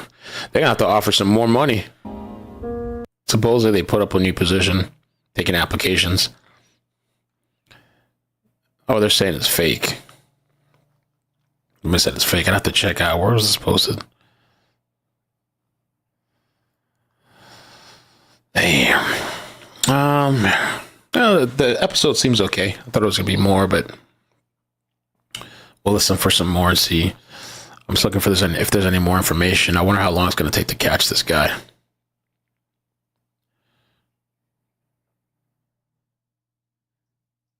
Oh, yeah. States for healthcare, they get tons and tons of federal money. Holy shit, guys. So I decided to check out Brian Thompson's profile on the United Health Group, UnitedHealthcare website. The biggest contractor in the United States for healthcare. They get tons and tons of federal money, billions of dollars. Okay, so I go to the website. He served as CEO of healthcare government, government contracts, I believe. Let's check it out. Oh, no. Oh, shit. Look at this. Yeah. He's been scrubbed, dude. He's been scrubbed.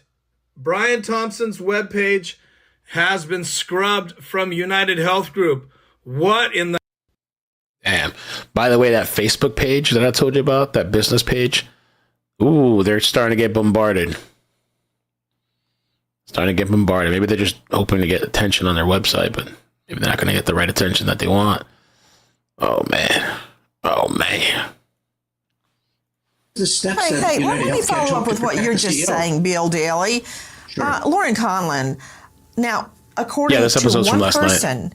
There have been threats on the victim's life, and that is his wife. Were those threats ever reported to LE law enforcement? Nancy, those threats were never reported to law enforcement. With me also is Scott Eicher, founding member, I can't say this enough, of the FBI's Cellular Analysis Survey team. Can I just say, he didn't just fall off the turnip truck, people. Eicher, if I was going to pick him off, I would go somewhere with a silencer and wait out in the middle of nowhere, right? Let his body lay there for 3 or 4 hours before anybody figures anything out. So why intentionally find him in New York City? I agree. There's a lot of other places that you could have done this murder. but there's a lot of benefits of doing it in a crowded city also. I mean, if you think about it, you might be able to mix in with the regular people walking to and from work, cars and everything like that. He didn't think about all the cameras in the area. He didn't think about all the people that might see different things. And obviously, I agree with the other gentleman that says, I don't think this guy is a professional. I do think he has some training. I mean, I was on the FBI SWAT team. I shot twice a week. And I can see that type of stance that he had from training, and for him to do that malfunction, clear the gun, shoot again, clear it, that takes training and time. So I think, at least in my mind, he's made a lot of mistakes, but I don't think he's a professional. I totally agree with that, but he has had some training. And we're learning more from Chief of Detectives Joe Kinney. From speaking to other employees that traveled with him to New York, it doesn't seem that he had a security detail. He left the hotel by himself, was walking, didn't seem like he had any issues at all. So I don't think he did not have a security detail. Lauren Conlon, correct me if I'm wrong, but wasn't there just a firefighter's pension fund that sued the victim because he dumped about 31% of his stock, made $15 million just before everything went south, right? And there's a complaint about that. Yes. That's happening. The wife says there's death threats. He's worth millions of dollars, and he doesn't have security detail. Yes, his net worth is $43 million, Nancy. And not only that, I found a plethora of lawsuits. He was accused of creating an algorithm to deny patients coverage. So I found quite a few lawsuits there. And then additionally, there was a data breach I believe it was February of 2024, where many people were at risk and not happy. Brand new nation, the people got a prize and a blood celebration. He always used to say that life is not a paid vacation, and living is a curse if you ain't got the purse to pay them. And we could all be free so long as we ain't all too patient. Be a thorn upon the rose, deny, defend, oppose. Yeah, he turned like a worm, but he looked to the graveyard. But guns got a way of hitting hearts no matter how hard. Wishing he'd applied for that bulletproof credit card. Should have saved the money in the Roth for a lucky star. Now he's on that lonesome Jordan road. Deny, defend, oppose.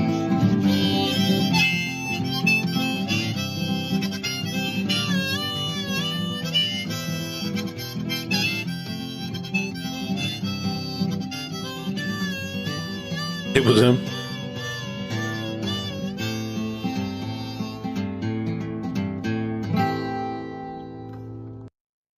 So that guy's name is Joe DeVito. Apparently, he was on a long drive from a gig in Nashville to New York on Thursday and heard about all the stuff that was going on and saw that people were using the death as an opportunity to express anger at the health insurance industry and share their own stories of being denied coverage. Along the way, in Virginia, he pulled over at a rest stop and began to record the song. Okay. All right.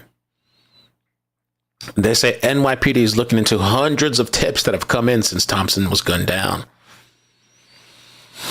You may think that piece of information is trivial. I'm telling you, please give us the information. They're looking for clues and tips. They need help. Desperate. I don't even know if that guy's still in Manhattan. Maybe he's dipped out. But how? How would he take transportation? Everybody see him. He'd have to, I don't know, I guess cover his face, wear different clothes. I mean, you'd have to take public transportation, I would think, unless you have help. Can you drive out of there?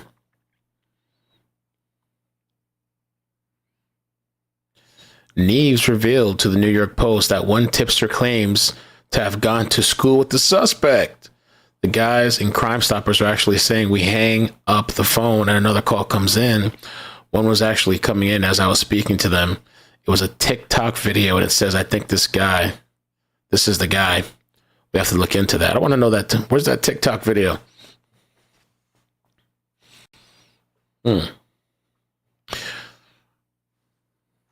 suspect reportedly arrived in New York City by the bus on November 24th.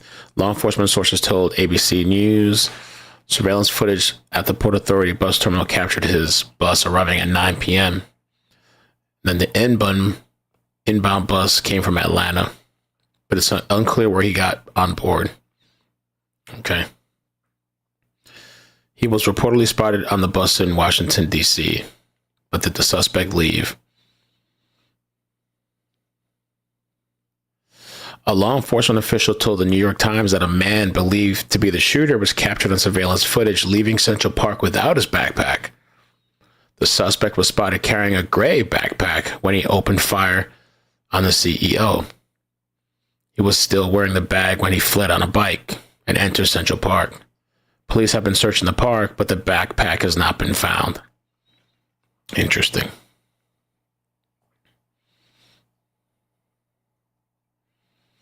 Okay.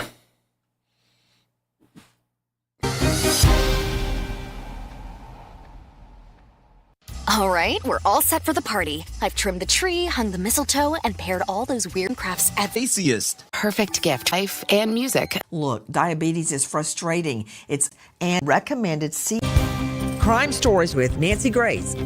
In addition to a water bottle and a candy wrapper, really?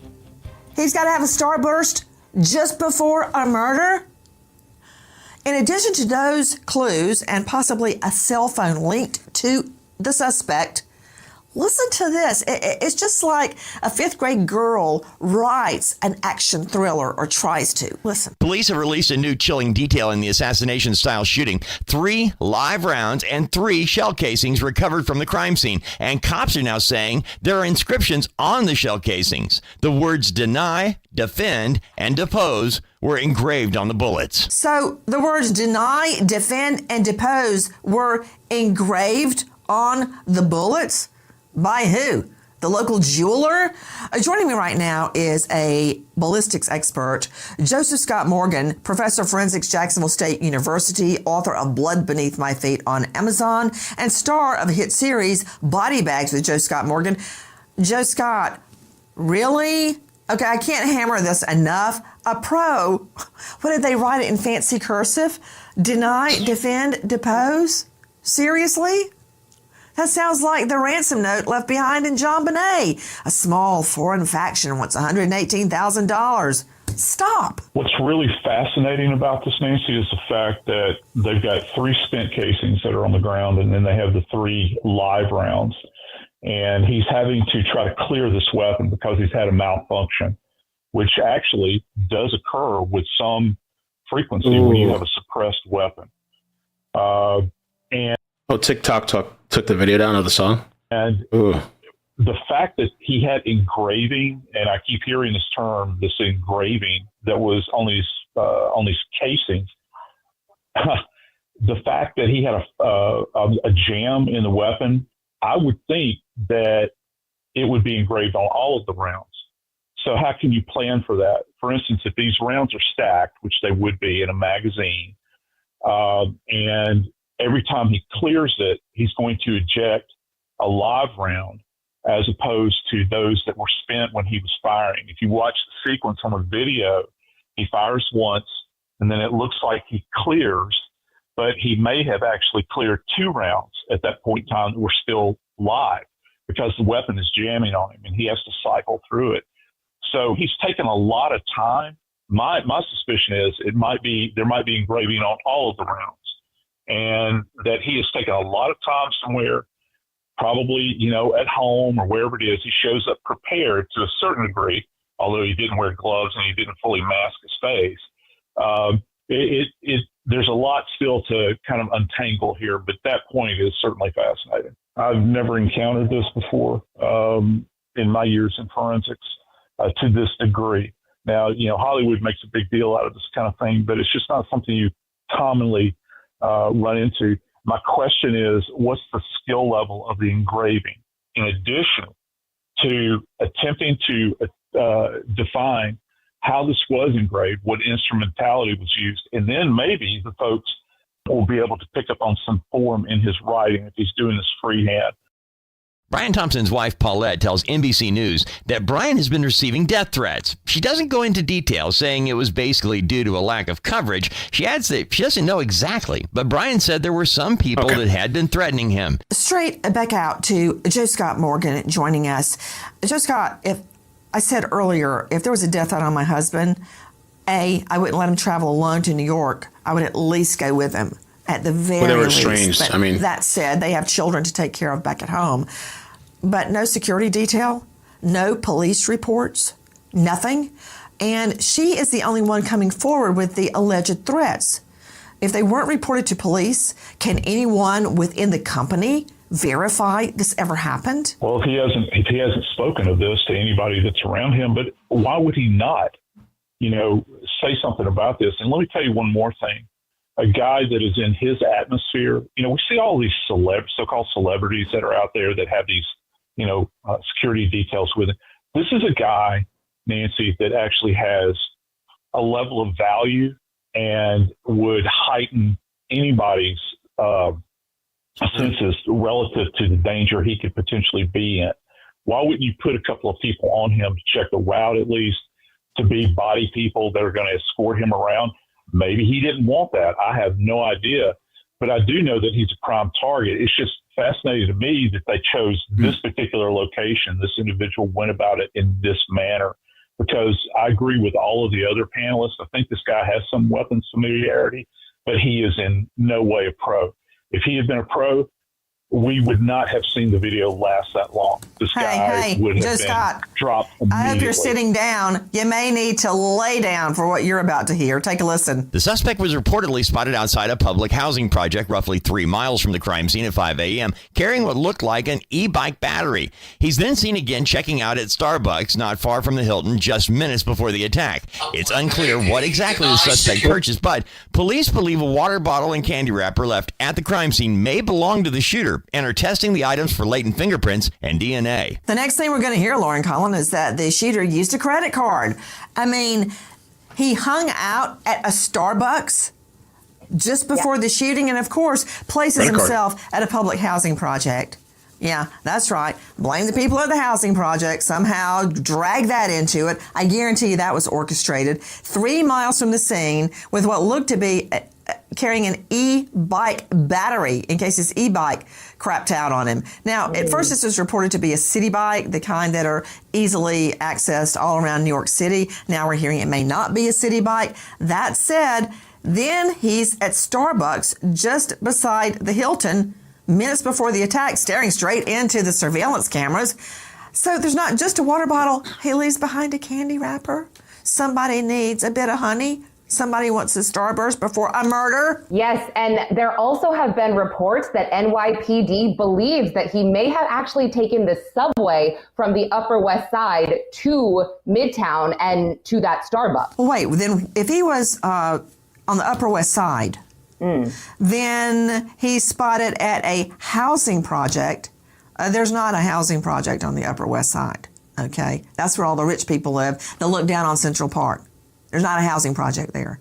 So does he leave the Upper West to go to a housing project to be spotted and then go to the Starbucks? Well, that's what police are trying to figure out. And I'm hoping that he did take the subway because Mayor Eric Adams did implement more cameras earlier this year. Okay, I got a lot of surveillance on this guy, but you're right. A subway would help me figure out where he's coming from, where he's going, and how he knows those paths. I'm still flummoxed by the fact that he would leave a water bottle with his DNA on it, a candy wrapper, take a bike, no gloves, has a pretend pro shooter stance, and has engraved bullets for Pete's sake. Why don't you just throw down your driver's license before you leave? Okay, now we hear about a potential eyewitness that goes on the run. Police still have not identified the eyewitness who ran from the scene as Thompson was gunned down.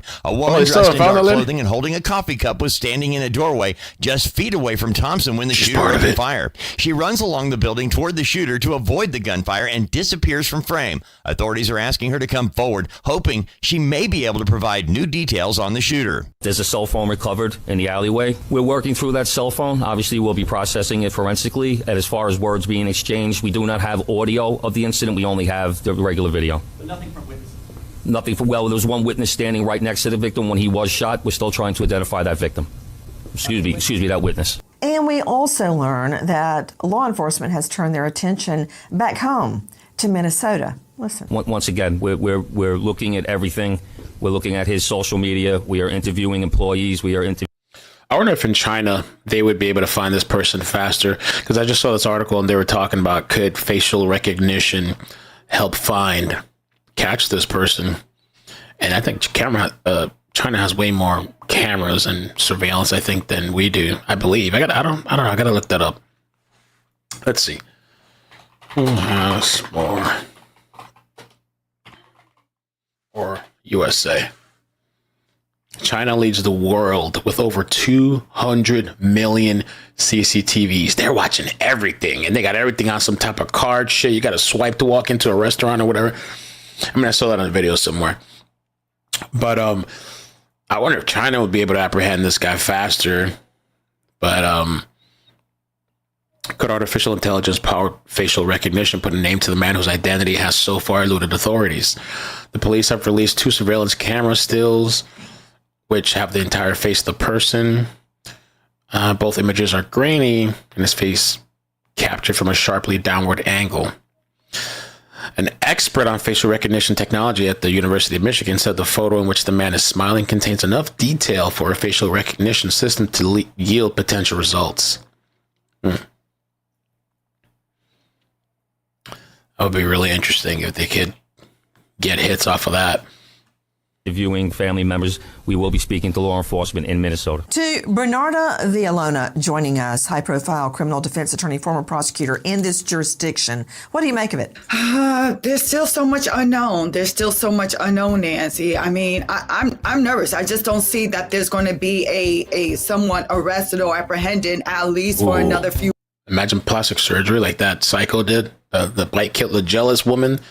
The woman that got jealous of the guy and killed, who she killed, the girlfriend, or yeah, she killed the guy's girlfriend or something. But I think he was kind of messing around with her too, though. And she went and left the country, had some surgery done. Few months, if ever.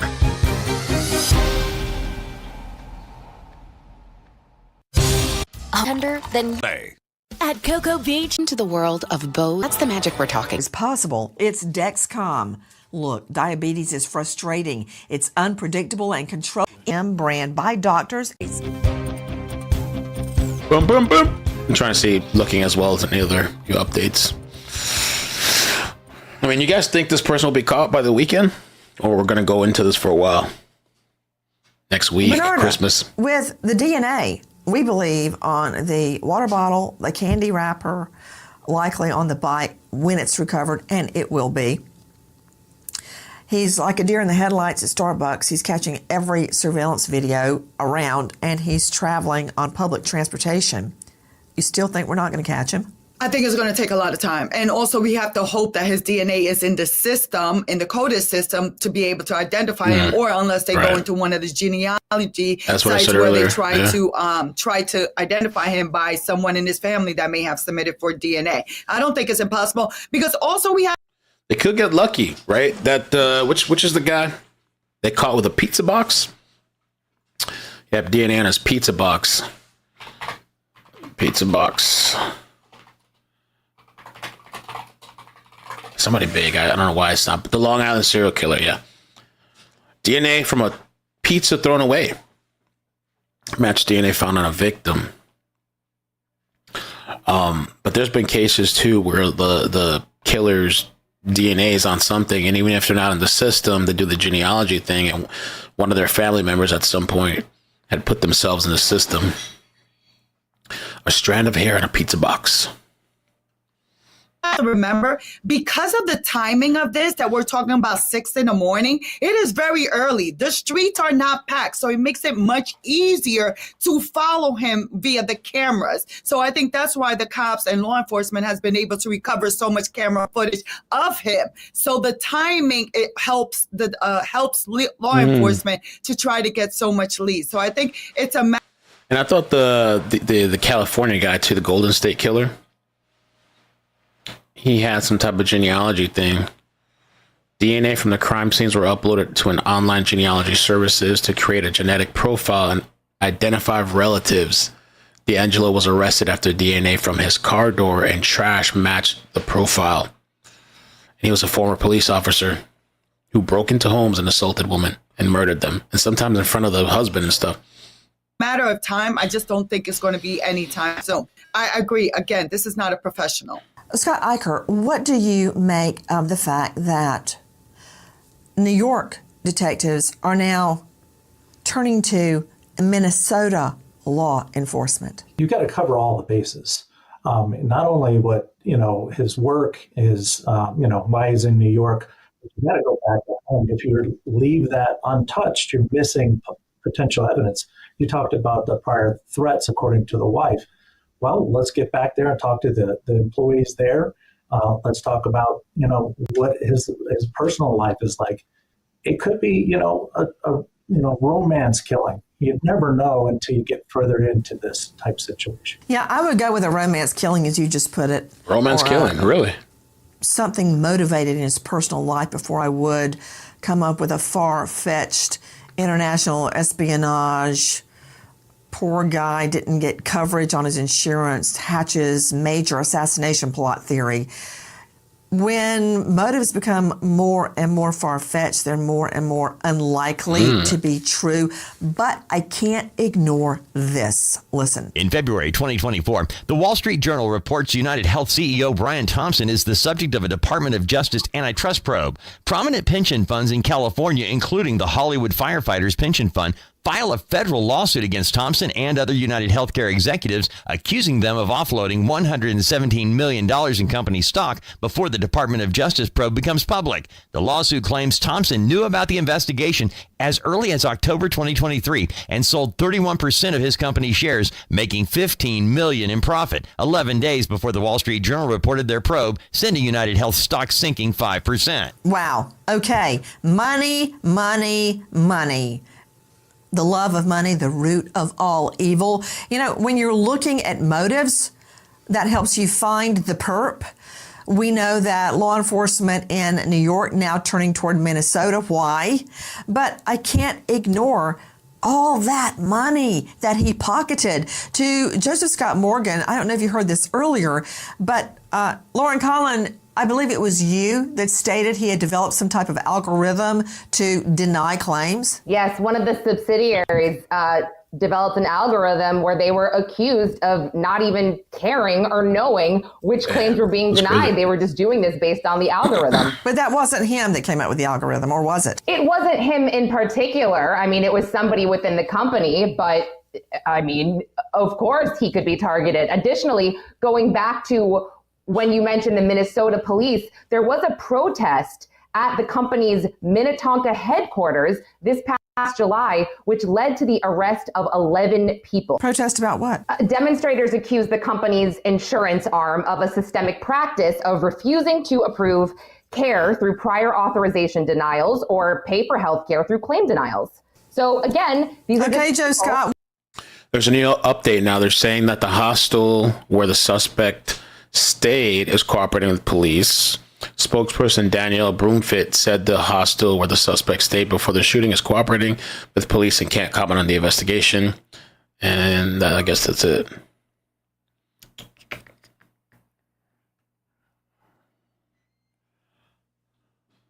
Okay. What about it? Is the motive becoming any clearer, or is it becoming more murky for you? For me, it's becoming more clear. No, yeah, it is. It is becoming more clear, and it's a way that, investigatively, you can kind of pare this thing down relative to motive. And as you always say, we don't have to prove motive, but when you're still searching for somebody that could be an active shooter out there, it's investigative gold, because that's one of the roads that you need to go down relative to this to try to suss this out. Hey, can I just say one more thing, Nancy, that it's a dead giveaway with this case that is a specific identifier. People can go and buy handguns, and there's going to be a waiting period. But if this suppressor that he has on this weapon is not homemade, he will have to have a handgun platform that's going to have a threaded barrel on it. so that the suppressor can be screwed onto it. Now, when you purchase a suppressor, it's actually a bit more rigorous than just buying a handgun. You have to pay a tax in advance of that purchase. And then you have to wait because the ATF comes in and they have a profile on you at that point in time. And you have to create a huge amount of paperwork relative to this. So that one bit in there, provided, of course, this is not some kind of homemade suppressor, that's going to be a big clue as well. Let's take a look at that pro stance the shooter is trying to affect.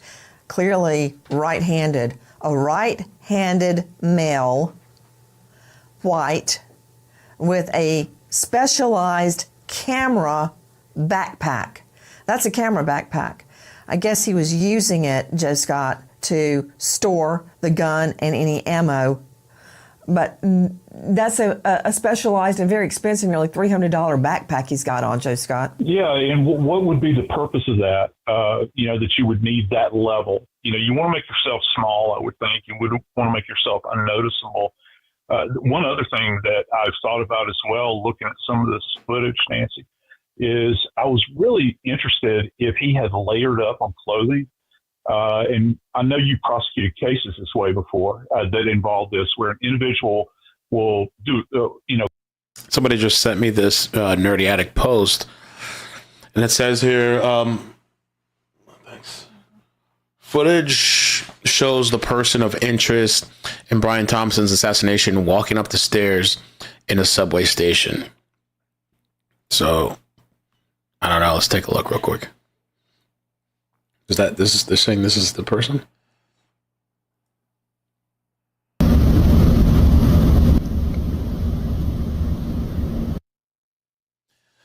Somebody in the comments pointed out, though, it does look like he's wearing shorts, though. Is that really the same person? It looks like shorts.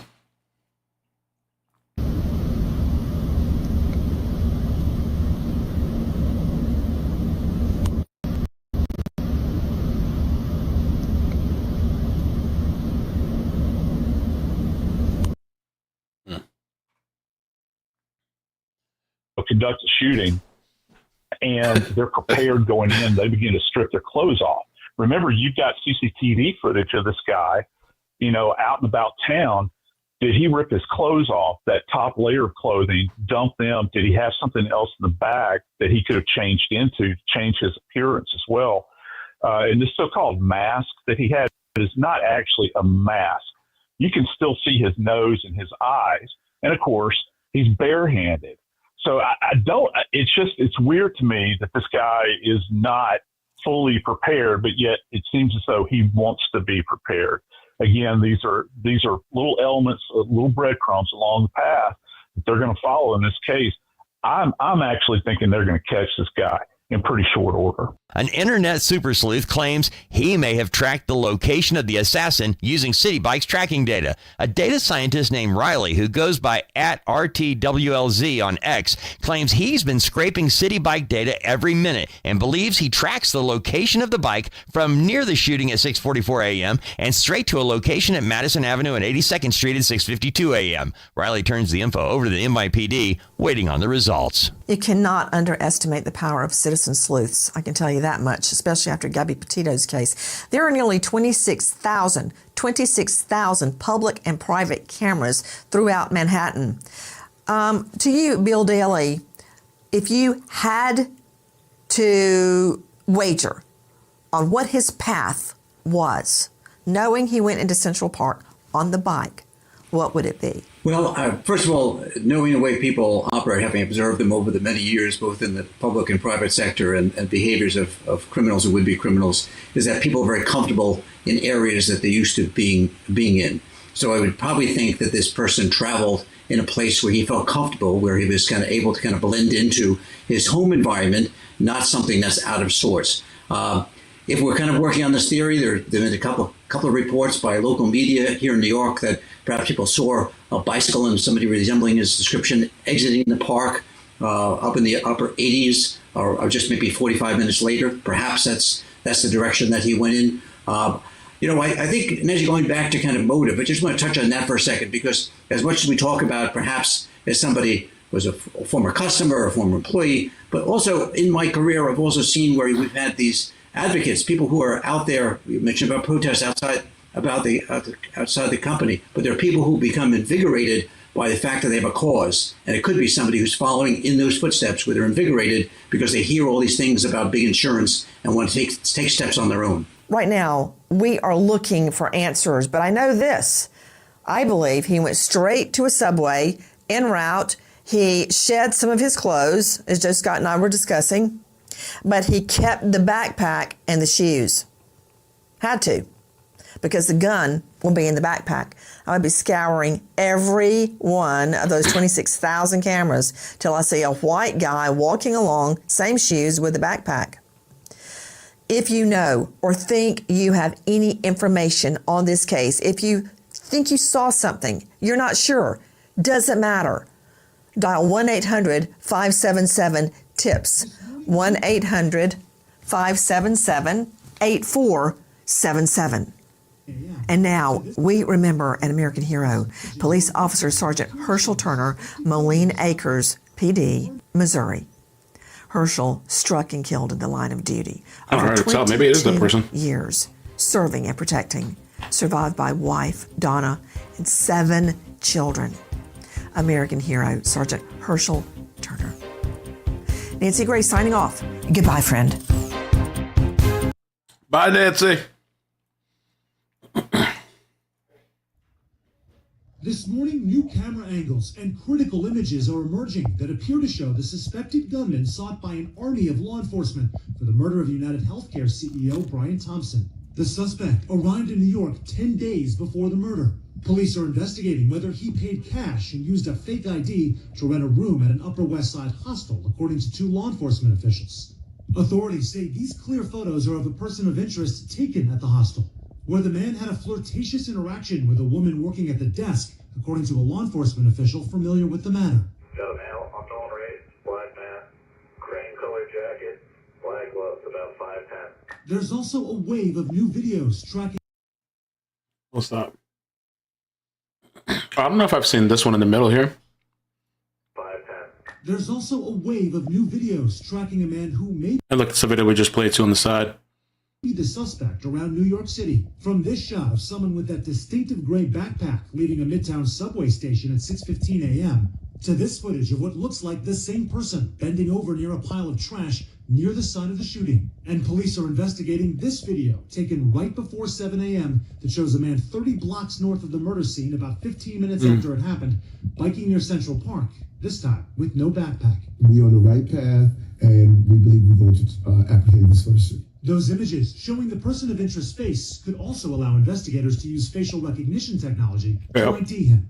At the hostel where they were taken, witnesses in shock.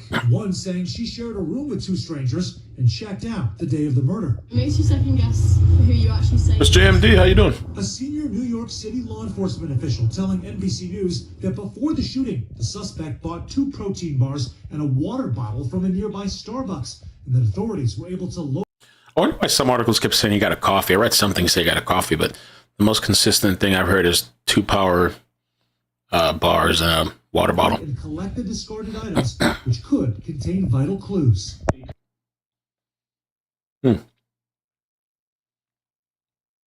Wild. Well, sidestepping to some other stories a little bit. Oh, look, here's... Oh, we got to watch this, too. Hold on. The Hannah shit is such a mess. We got to check that out. Inside Job. This is probably not an hour ago anymore. Need to unpack things with 7 hours ago. All right, the judge. That whole sheriff that shot and killed the judge, Sheriff Steins. Now they're saying that there was some kind of sex acts going on in the man's chambers, the judge's chambers. And that he was involved, supposedly. Messing around with a girl, a woman. Before the UnitedHealthcare CEO was gunned down on the streets of New York. Before the UnitedHealthcare CEO was gunned down on the streets of New York, the shooting that took our breath away was the killing of Judge Kevin Mullins right there in his own chambers. We know who fired those shots. It was on video right there. That was Sean Mickey Steins right there with the gun. He was the sheriff at that time of their rural Kentucky county. And he was also a close friend of the judge. And he's not a sheriff anymore. He's an inmate waiting for trial. But just like the CEO murder, the motive in the Judge Mullins case is a mystery, which means that the two men's long shared history has been under the microscope. And tonight, a gut punch of an exclusive to tell you about. It turns out there are recordings about the dead judge that tie him to some very dirty business in that county. A sex for favors scandal that sent a former deputy to jail and got the sheriff, who's now facing murder, sued in federal court.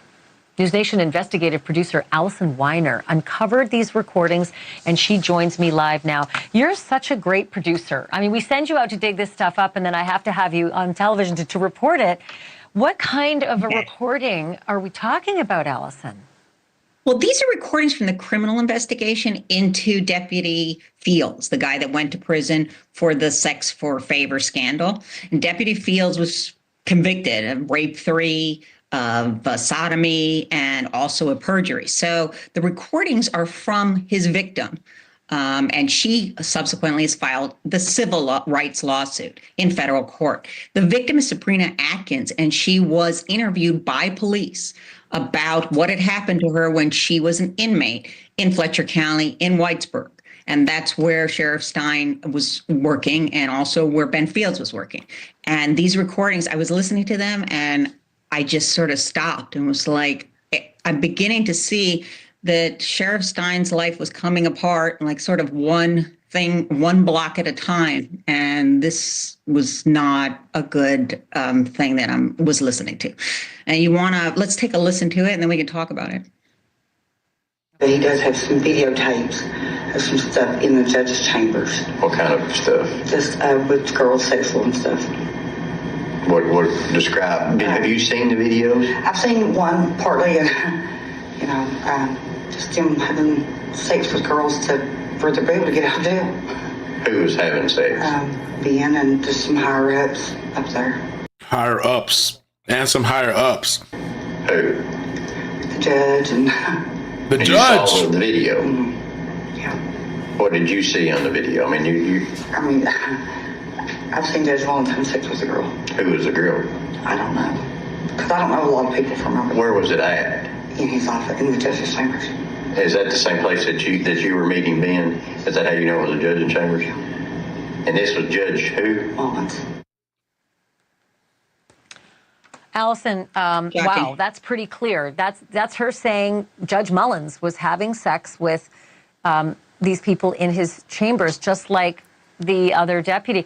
Here's the question I have, because it seemed to me that it became an open secret among female inmates that you can sleep your way out of jail because these men and these higher-ups, not the ones necessarily on the screen, this is an allegation only, will have sex for these release favors. That's correct. And by the that picture does too, like weird as hell. like just odd. Like creepy. Will have sex for these release favors. That's correct. And by the way, the Sheriff Stein denied during his deposition, which was a couple of days before the murder, that he had he had any idea that any of this was going on.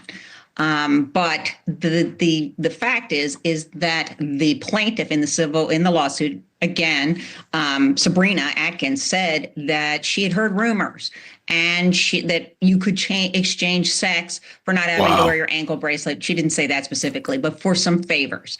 And that's exactly what ended up happening, because she couldn't afford to pay for the ankle bracelet. You have to pay for the ankle bracelet weekly. And those are the allegations in the civil lawsuit, that Sheriff Stein should have known or knew about what was happening with Ben Fields. And Sheriff Stein is the big name in that lawsuit. It's Sheriff Stein and unknown superiors and Ben Fields.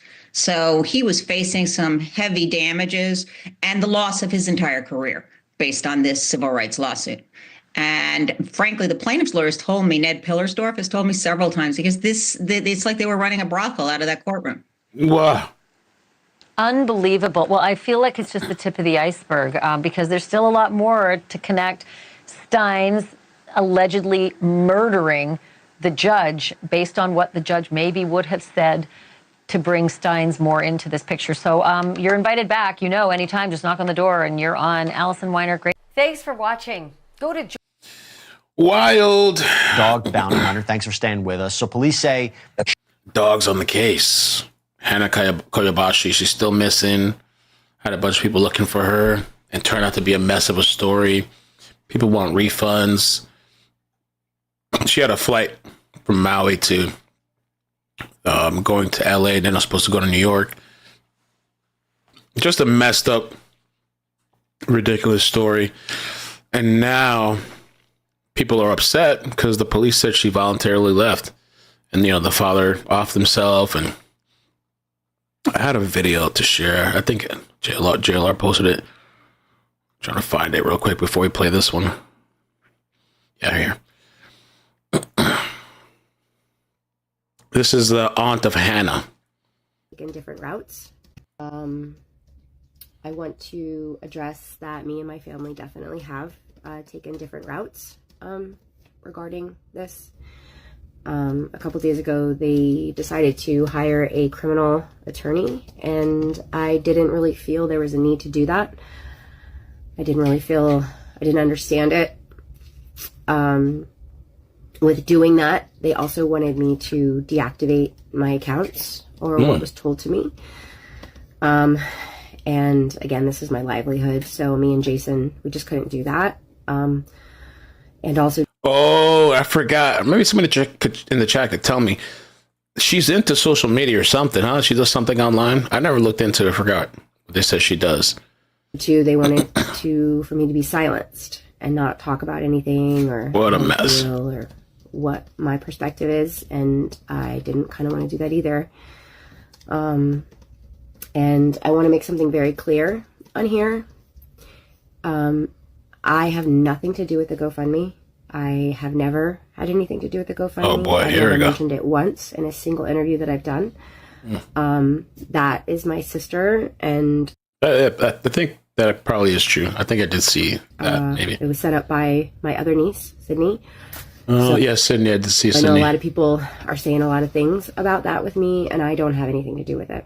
Damn, I'm not bro. gonna bash my family. I'm not, even though that we've split and we're separate and we're no longer speaking, I still love them very much.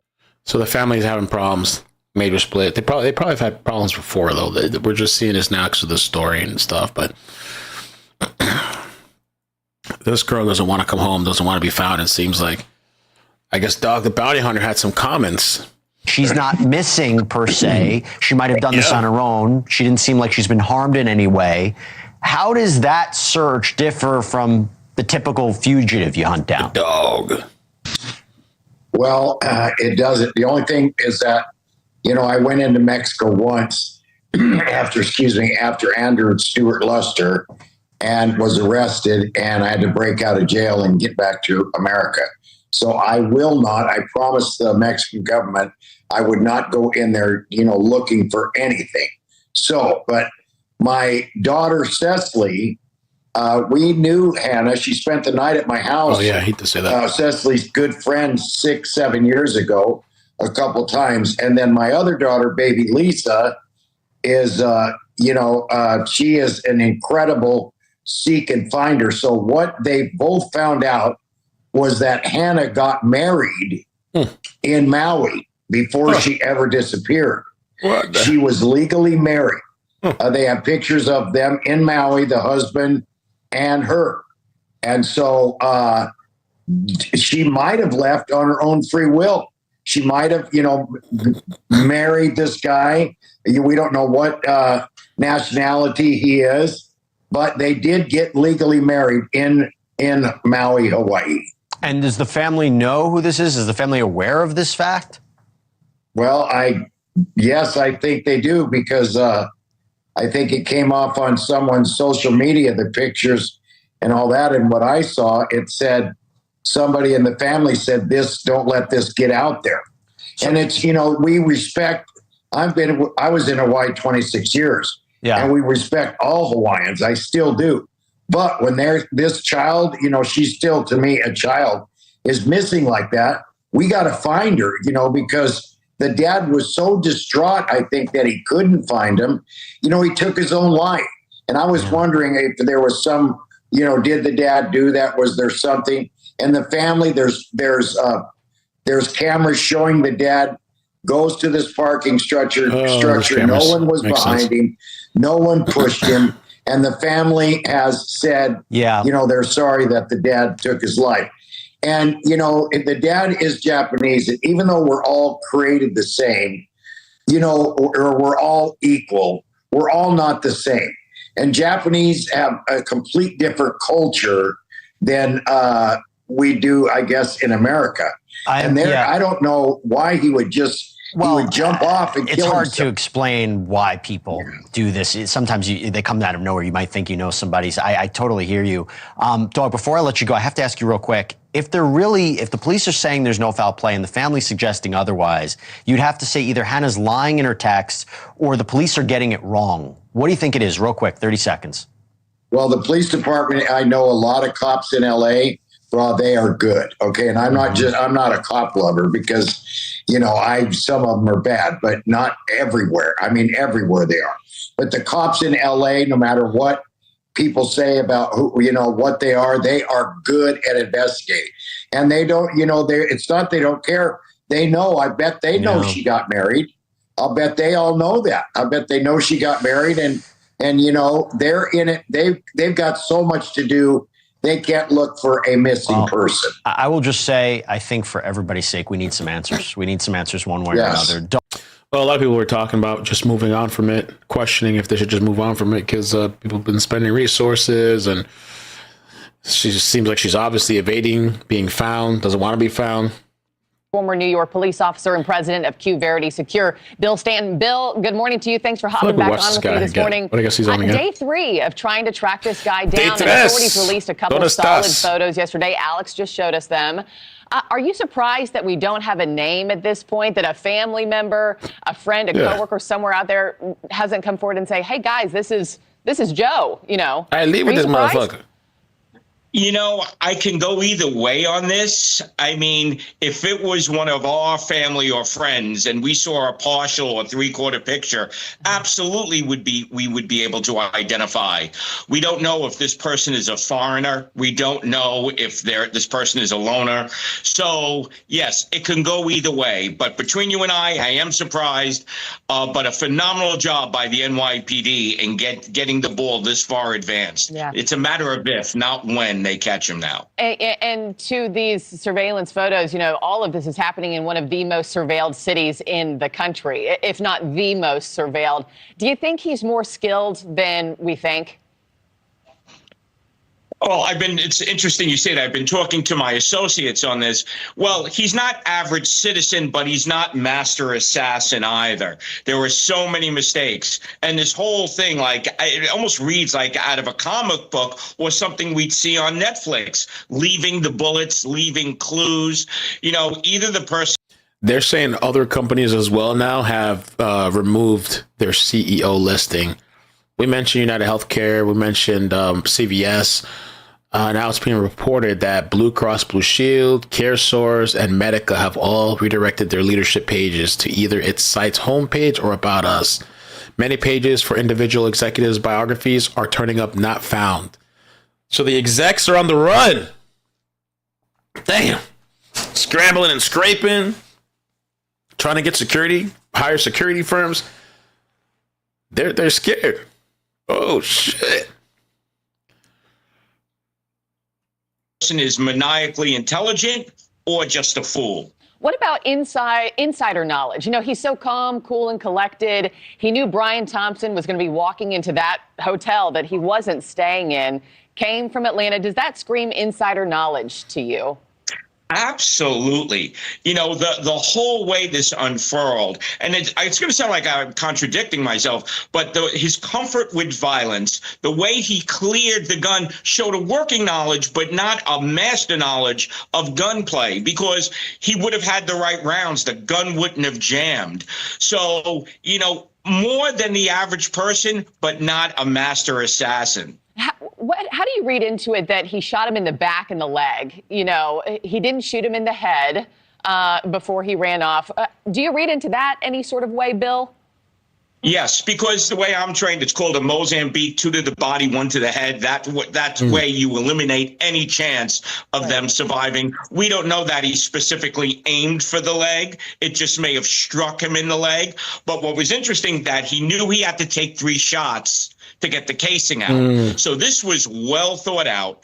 Now the question is, when we'll find out after he's caught, was he hired or is this a self-radicalized individual? You bring up casings, which brings me to my next question. Have you thought any more about the casings that you and I talked about yesterday? Etched into them, deny, defend, depose.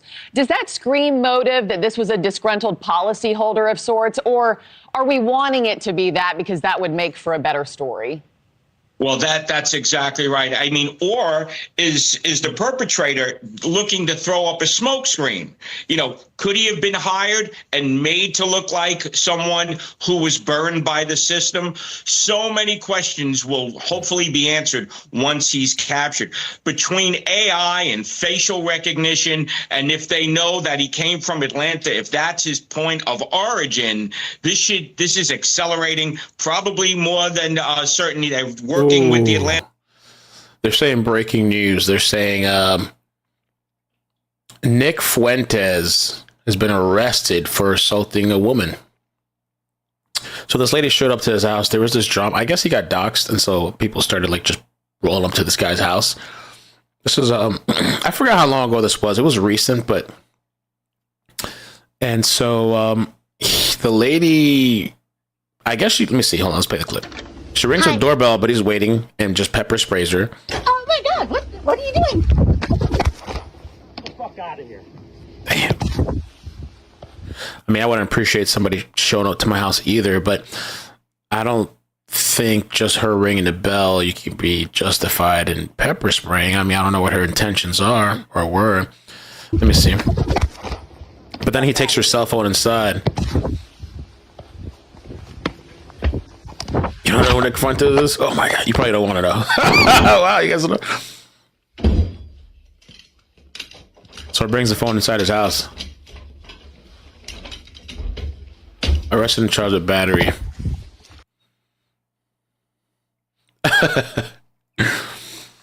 Crazy. So they came and got him. And I'm sure that lady, she's probably smiling now, because this is what these people want probably from you when somebody shows up like that, for you to act out, I just happen to be scrolling. Look who it is. Jennifer on TMZ. UnitedHealthcare CEO murder suspect handled gun expertly, says ex-FBI agent. TMZ. And a police department. So, the walls are closing in on this individual real quick. And Bill, just walk us through at this point, day 3, this guy isn't caught. How wide is this search at this point? This is now nationwide, I'm assuming? Yes, this is a nationwide manhunt. I mean, this is where the NYPD really excels, between combined intellect, manpower, and knowledge. What you've seen here is all hands on deck, all types of investigation, from old-fashioned interviews to using drones to geolocating, working the phones, that it was a burner phone, he did a lot of, as an assassin, he did a lot of things right, but as a human being, he made a lot of mistakes, as we're seeing right here. Yeah, just a horrific case. We'll see if we get any new leads, any names today. Bill, I'd love to have you back on every day until this. Okay. All right. We got that. Let's see if there's anything else. There was this little weird article. If anybody wants to make some extra money, where did I put that article at? Well, not that.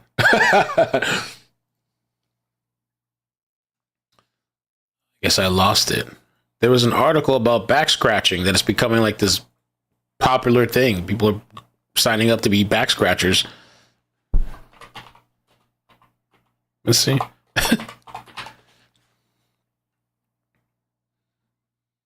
You can make a lot of money. Pro back scratchers. Pro back scratchers rake in big bucks, but it's not about sex. You have those people with their mind in the gutter, itching for some R&R. People seeking unconventional relaxation methods are selling out hundreds of dollars for professional back scratches. Tony, 55-year-old owner of the Scratch Girls in Miami charges $130 for an hour of scratching using her 3-inch manicure nails, raking them down for her client's back, limbs, and scalp, and even inside their ears. Ooh. The technique is so euphoric that customers will often drift to sleep or give sounds of ecstasy. At Luther's California practice, she offers 50-minute sessions for $115.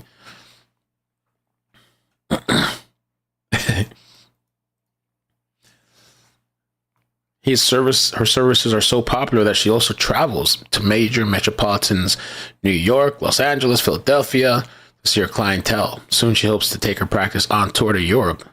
I've never broken a nail, George told the Journal. George is explaining that she files her nails before each scratching session and scrubs down her claws with soap and nail brush. But the businesswoman insists the scratching isn't sexual. We don't scratch chests or bellies. Adding that she turned down a request from one man who wanted his nipples touched. You have those people with that in their mind in the gutter.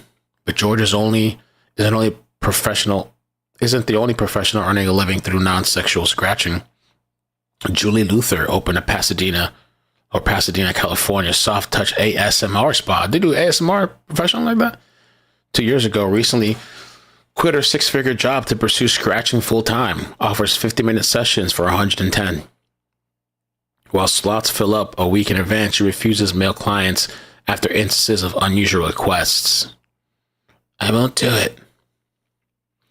It's just like this very pure touch that's purely for pleasure and nothing else, but not in a sexual way.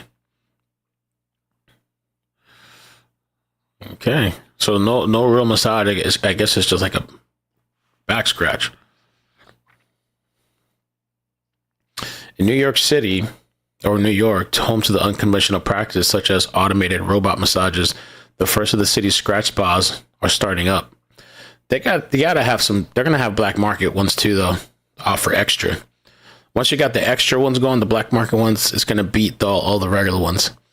Whisper Wave, owned by Rebecca Beneve, opened in January with 2 locations, one in Brooklyn and one in Manhattan, focused on providing ASMR services such as gentle back scratching and tracing, light touch, and use of brushes with an hourly rate of $162. Damn. Relaxing, tingling sensation that occurs as a result of the brain releasing feel-good hormones. It's a wonderful cocktail. Okay. So there's people coming up, making money. I think that's it for the New York shooter.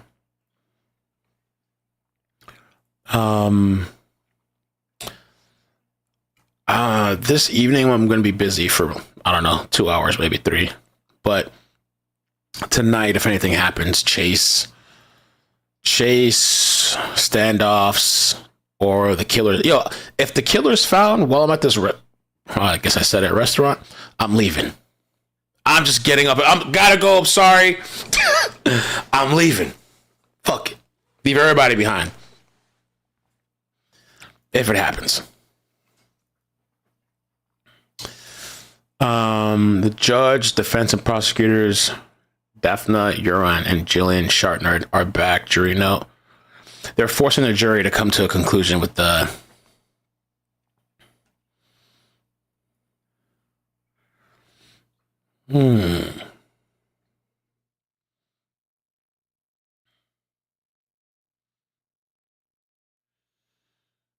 deadly stabbing.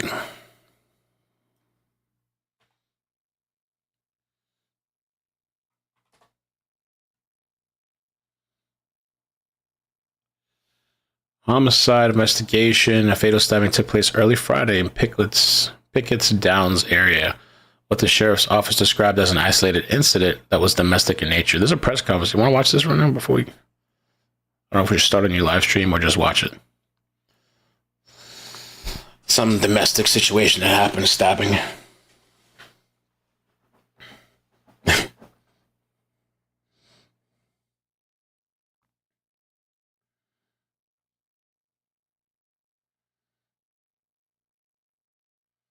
A new video, he put something in the garbage, really? That's what I would think. If he gets rid of the backpack into a trash or something, they come and take it out to the dumpster. They got Nick Fuentes.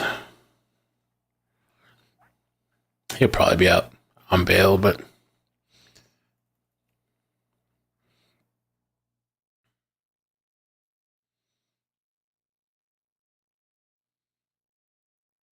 damn. Video of rider peeing aboard a train shows how much NYC subways have gone down the toilet. Yeah, I wouldn't want to be on one of those trains.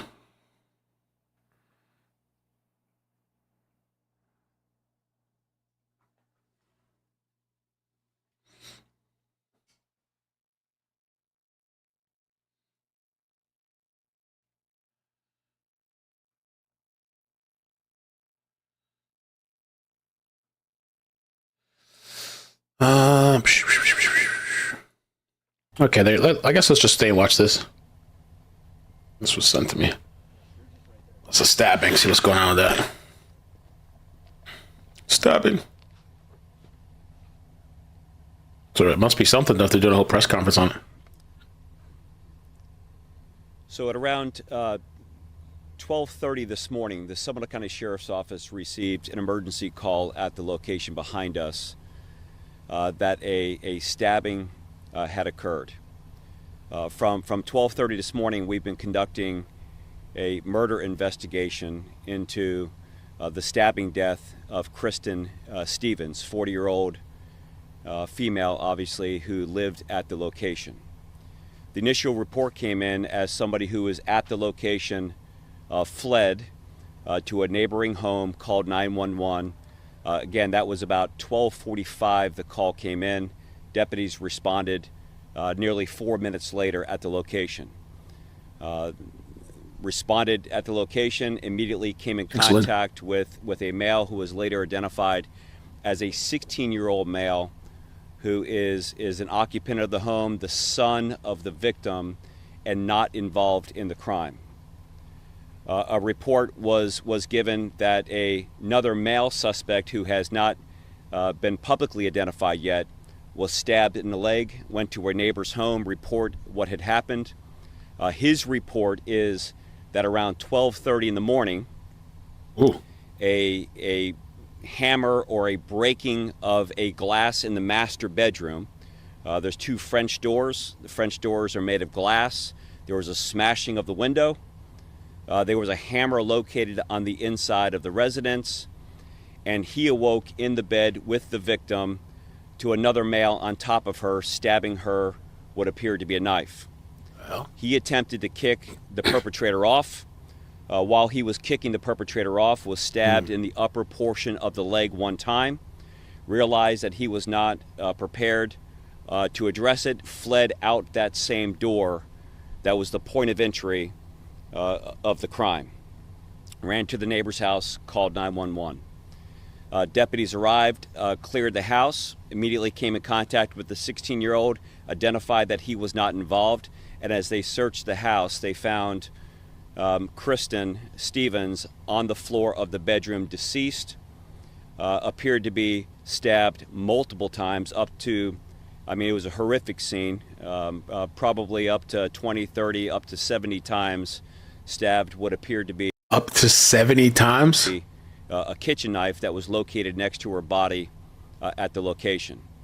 It did not take long to find out that the perpetrator was her estranged boyfriend of a long time, one that she had a child in common. The 16-year-old is the biological son of both the victim of the crime here, the female victim, as well as the perpetrator of the crime that was at the location.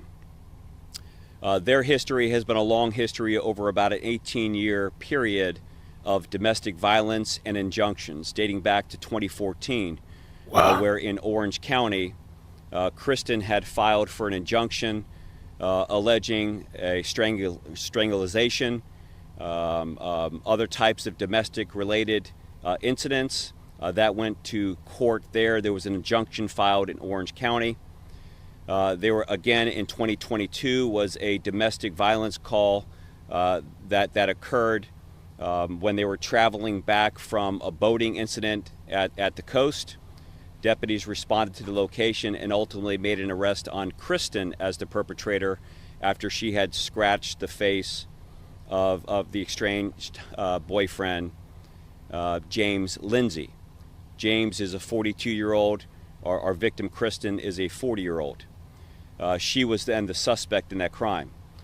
More recently, on November 6th, the early morning hours of November 6th, she was again a victim of a battery here, where deputies responded after allegations that he climbed on top of her as they were living here together.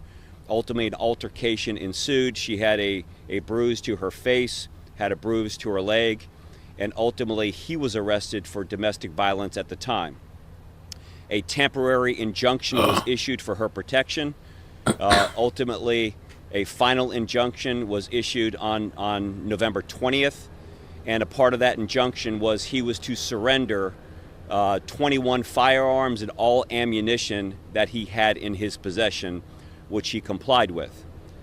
Deputies who made the arrest petitioned, as we typically do in domestic violence cases, to have an increased bond amount as well as electronic monitoring placed upon the suspect at the time. That went to the court. The judge that proceeded over the case made the decision not to impose electronic monitoring. So the suspect at this time did not wear an ankle bracelet. That's crazy. To track his whereabouts, and then ultimately was given a $1,000 bond, later bonded out. Ultimately, there were two other reports that came into the sheriff's office, not domestic related, more so with Kristen making allegations of financial involvement, that James was getting into a bank account or trying to get into a bank account on a business that she was operating. What we know what happened with James is, as deputies were arriving and as the second victim, who has not been identified because of marcy law, fled from the area, he also fled in his vehicle, a black Chrysler 300. He left the area, went out of this neighborhood before deputies arrived, ultimately got on Fort Christmas Road, and it looks like lost control of his vehicle in excess of 100 miles per hour, just miles away from here in Orange County. A case in the early morning hours that many of you had reported on, that the Florida Highway Patrol was investigating, that it was a single vehicle fatality where the driver was ejected from the vehicle. That driver was indeed James, that was leaving and fleeing the scene from right here. So what we have is, again, to recap all the involvement we have, a tragic homicide. Kristen Stevens, 40-year-old woman that's inside the house. The perpetrator is also deceased. As he fled here, he was ejected from his vehicle. As that vehicle overturned just miles away, he was thrown from that scene.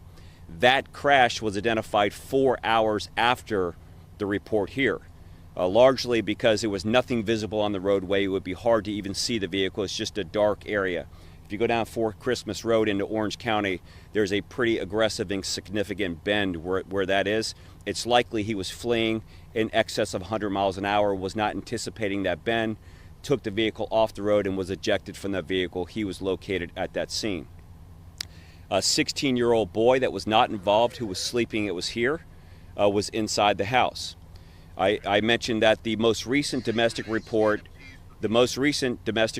occurred on November 6th.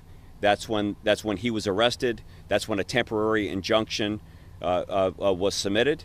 What we know about the other unidentified victim right now, who had the one stab wound in his leg, he is being hospitalized right now.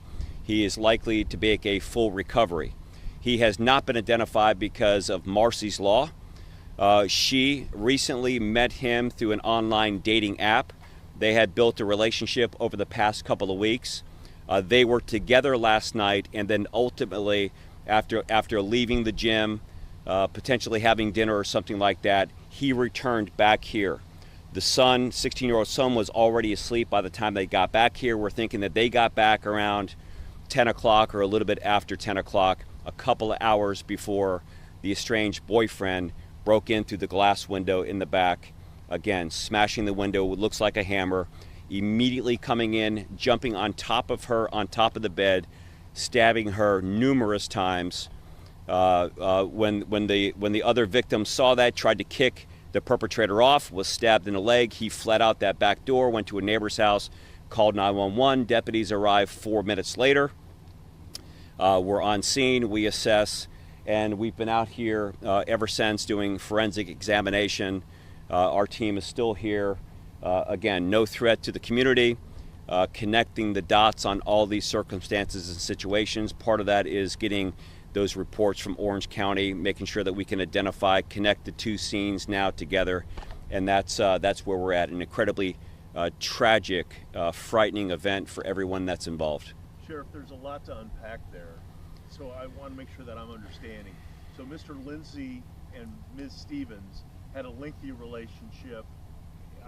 Is the son from that union? Yes, the son is from that union. That's the biological son. It's an 18-year relationship, never married, but they lived as if they were a family. And the guy who was here last night is relatively new in her life within the last couple of weeks.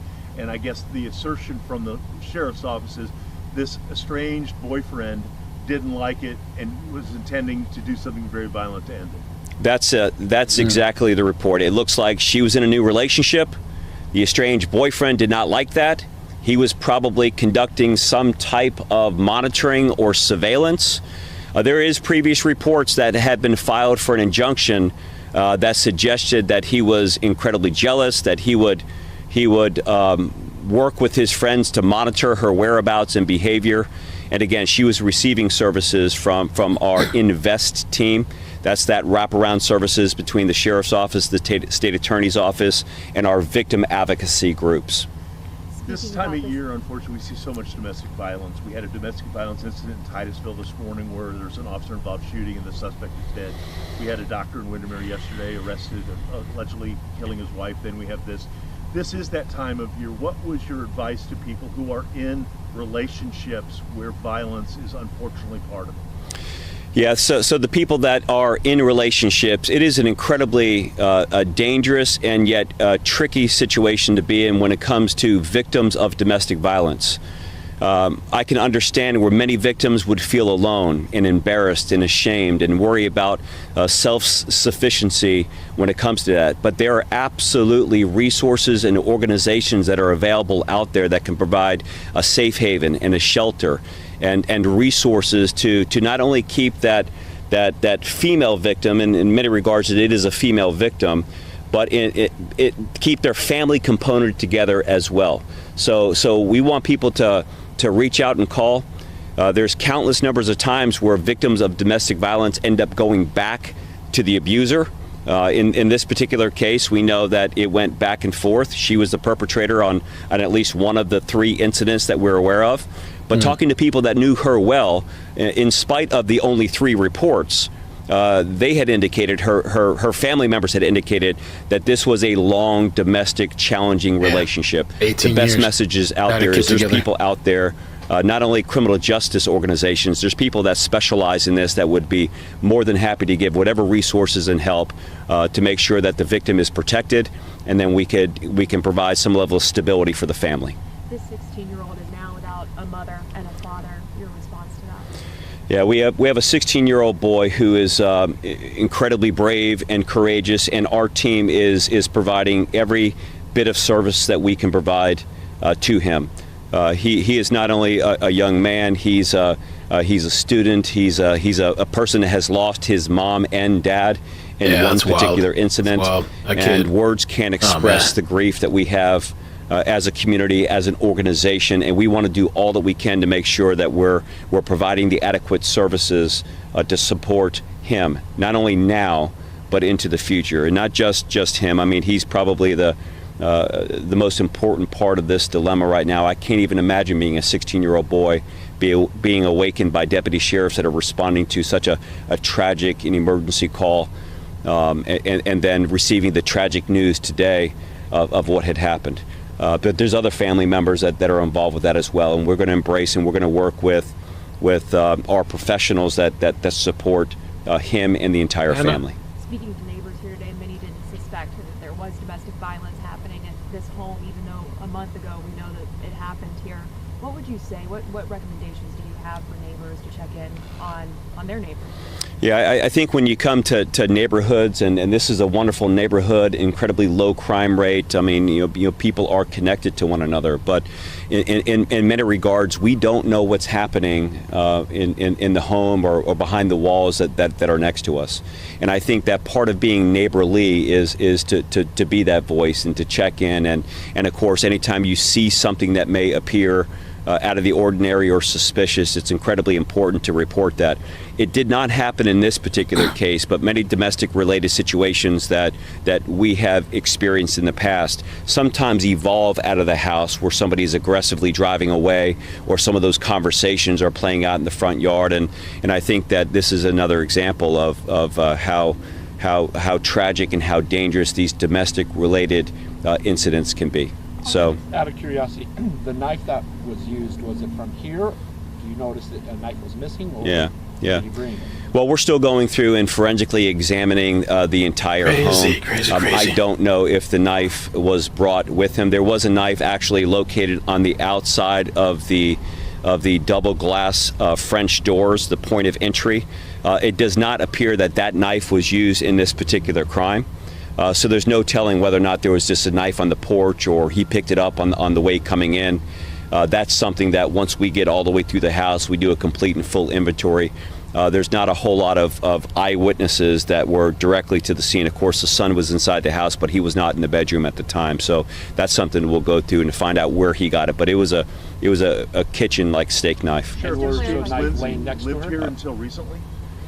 So James Lindsay lived here with Kristen. They lived here as a family until the November 6th domestic violence incident, where he was then court ordered to leave as a part of those conditions. He was court ordered to leave. A temporary injunction was given. A permanent injunction was issued. That's when he turned in his 21 firearms and all ammunition. And it's likely that the tool used to commit this murder was a knife, because he did indeed surrender those weapons as a part of the court order. Also, we've heard from neighbors that said that somebody ran towards that direction. That would have been the second victim that ran. Well, the second victim ran to the home across the street. That was this home here. Gotta go knock on that door next. It's likely that James parked his vehicle one road over, and we suspect he went and then maybe went from behind the house. So if there was somebody running, it very well may have been James running back to his vehicle to flee the area. But that's something that we'll do forensically as we work with the neighbors here to capture any video surveillance that we have. Just a horrible, horrible tragedy. And now this community has to rebuild, this family has to rebuild, and we have to provide very specific services to this 16-year-old boy. Any more questions? Thank you, Sheriff. Thank you, guys. Okay, so let's do the Hannah update. Crazy story. I was sent this link, and I was wondering why they're doing a press conference, but now I see insane story about a woman and a man, and I guess they have a kid together, and they had many years of domestic violence issues with each other. I think he said like almost 18 years. And I was like, and so there was a recent incident, November 6th, and he was forced to leave, and there was like an injunction and all that stuff. And I guess she was talking to somebody, and the new guy, I guess, comes to stay over.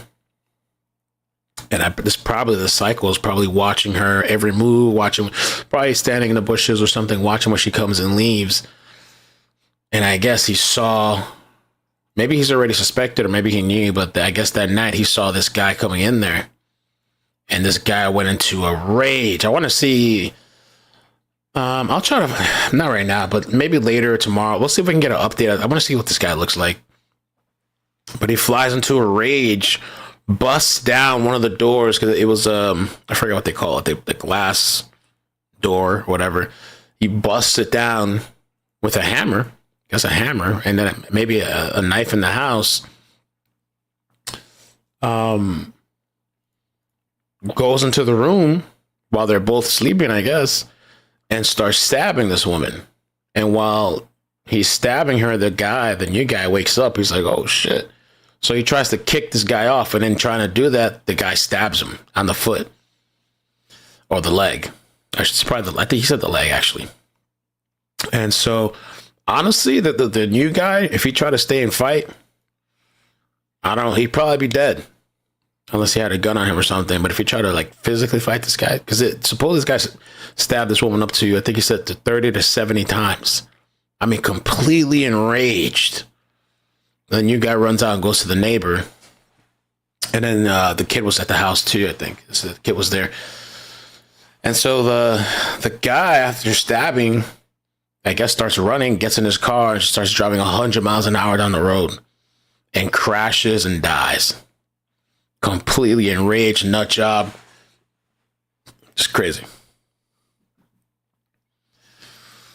Okay, so check this out. Hannah Kobayashi, Lily tagged me, now the target of FBI investigation into green card scam. For some reason, this thing, my soundboard's not working. I have to unplug it and replug it every time, I guess. As family fights over GoFundMe riches. Oh my gosh. Didn't I say this days ago? I didn't say the FBI thing, but I knew something was amiss. Something wasn't right. And I mean, I'm sure there's a lot of things you could say about her, but I don't know her whole story. So I just called her a spoiled brat. My opinion. One missing Hawaiian woman, Hannah, is now the target of an FBI investigation into a green card scam as her family now continues to fight over the GoFundMe riches. Damn, the way they worded this stuff. After weeks of searching, the Los Angeles LAPD revealed on Monday that the 30-year-old knowingly crossed the border. We've been talking about this ad nauseum. I mean, it's like already just kind of, but the little tidbits, I'll update it just if I'm here, but on Wednesday, sources told Los Angeles Magazine that Kobayashi may have been scammed out of the proceeds of a green card visa scheme by her own ex-boyfriend before her disappearance. The unnamed ex had accompanied Kobayashi on a flight to Los Angeles along with two others. Okay? An Argentinian man named Alan Kakasi and his girlfriend, only known as Marianne, while her ex-boyfriend traveled to New York. Documents uncovered by Kobayashi's mother, Brandy Yee, revealed that Kobayashi had been working with an immigration attorney. Kakasi and Kobayashi had reportedly married in a bogus ceremony to get him a green card. People do that. People make money. You know what I'm saying? It's a thing people do to get some money and stuff. I mean, they have a whole show. I forgot that show based off of we're going to get married. Well, they got to be with each other for a certain amount of days or whatever, and then they get married and blah, blah, blah. And the GoFundMe, it did raise a lot of money, but I noticed ever since all this stuff came out, it's kind of halted. It's been kind of, I think the last time I checked, it was stuck here too, 47,000, 95% of the goal.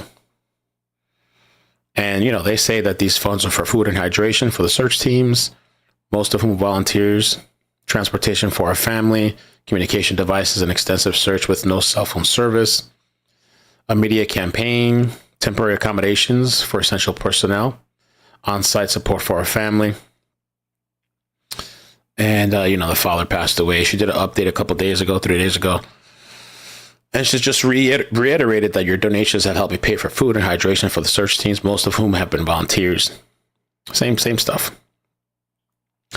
So I noticed the last donation on here. What was the last donation? 6 days ago. So it's dried up, the funds coming in after all this stuff has come out. But I saw some people send money to the Venmo. I wonder if she's cashed out on the Venmos that people are sending her. You know, at this point, if people send, it's their choice, you know, but I think it's kind of dried up. People are kind of tired of it now, you know, especially these times. And especially to find out about all this stuff, you know. So, reportedly married in a bogus ceremony to get him a green card, an arrangement alleged to have been set up by the ex-boyfriend. So that she must feel real kind of like some kind of way. I mean, I guess her and the ex were were having problems, but I guess maybe she thought she was going to get some money out of this. The dude ended up scamming her, and I guess keeping the money, who then scammed her out of payment. So she got caught up in some scam. All this while her father unalived himself. And we know about all these text messages. But it does give a lot more hindsight. I got tricked pretty much into giving away all my funds from someone I thought I loved. She's talking about her ex there, I guess. She wrote, deep hackers wiped my identity, stole all of my funds, and have had me on a mind F since Friday. So she must have came to revelation to all this stuff. And you know what? Maybe they need to pull in the boyfriend too. He went to New York. Maybe they need to pull his ass too and interrogate his ass and charge him too. He attempted to contact the immigration attorney who was not cooperative with the mom. After news of the potential scam surfaced, the family's attorney took to X to address the allegations. We want to stress that the family has not publicly announced any information regarding the alleged marriage because we did not have the facts necessary. Documents to verify the legitimacy of this information, said attorney Sarah Azari. So, she was spotted crossing the border into Tijuana. Her status states voluntarily missing. And we've just been kind of on and on and on and on and on about this. But the text made more sense now. She probably really can't believe that she got bamboozled. But at the same time, the other information that's come out is she's run away before, too. It's not the first time. She's run away before.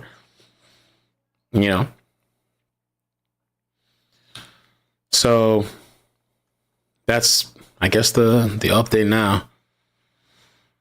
And the family, the family's torn up about the funds and the GoFundMe. They don't agree. The family's kind of split on the whole search thing. You saw the aunt's video we just played earlier. And I think this girl probably, I don't know if she's heard about her father or not, what's happened to him. I would think she at some point would hear about him. The father offed himself and the boyfriend tricked her and scammed her. I think she was a part of the scam too, though. I'm not saying she's innocent of this stuff. That's why they're looking into her. She was into the scam. She just got scammed too. She got scammed or maybe even conned. The long game.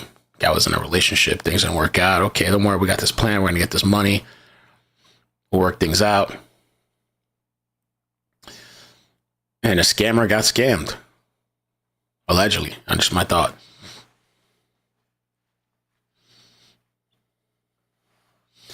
Really, Danielle? Maybe. Because I have the GoFundMe that I showed is what's there. I mean, unless there was a different one. Maybe there was a different one and they shut it down. Possible. Crazy, crazy, crazy, crazy.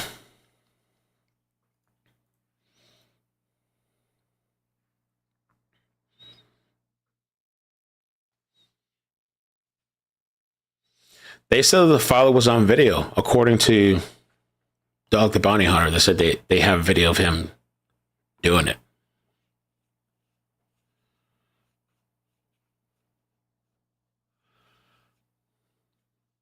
Yeah, true, Miss JMD. Yeah. They said the guy was cooperating, but I think this is going to change things now that this whole scam thing has come out. FBI investigation. Uh-oh. She really going to run now. I don't know if she's going to come back.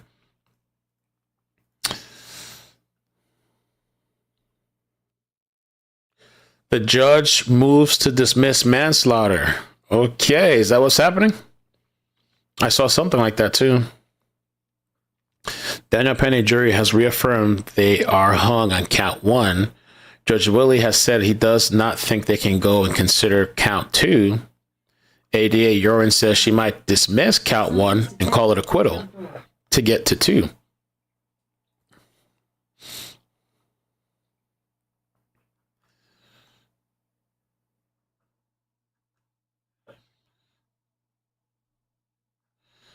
Okay, I'm a few hours behind on this thing, though. 27 minutes ago. Judge Willie, I think either I declare a mistrial or give them a second Allen charge.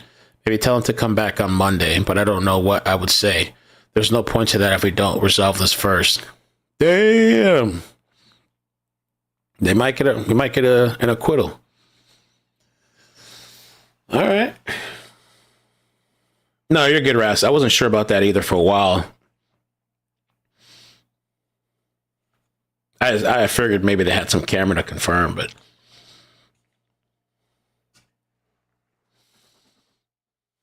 all right.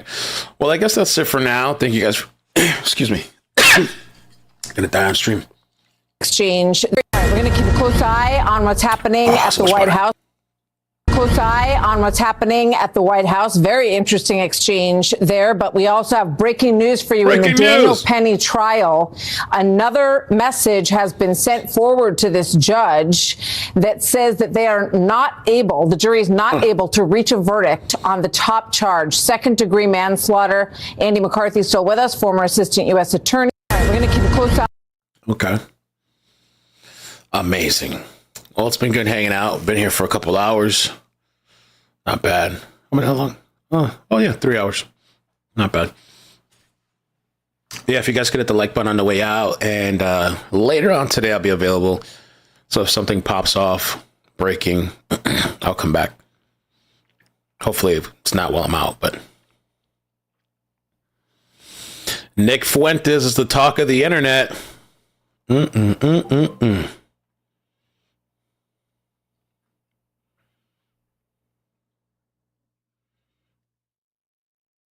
One real quick thing too. You guys should know me by now.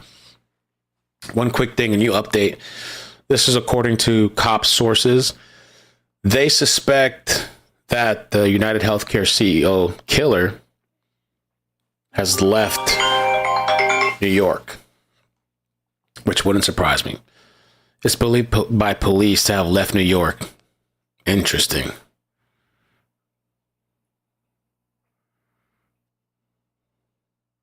Likely had no ties to the Big Apple, explaining his apparent days-long stay in the Upper West Side hotel, or the Hostel. Police have been checking city airports and bus and train stations under the belief the suspect fled the city, perhaps to return to the still unknown location where he lives.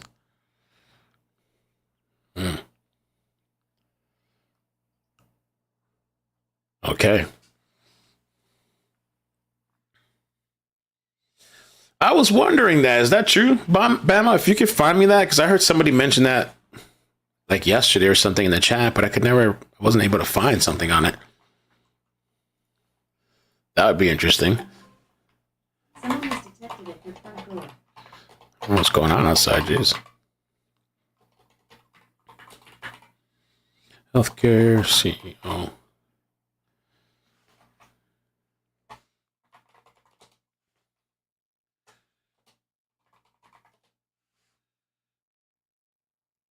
I'll have to look into that more.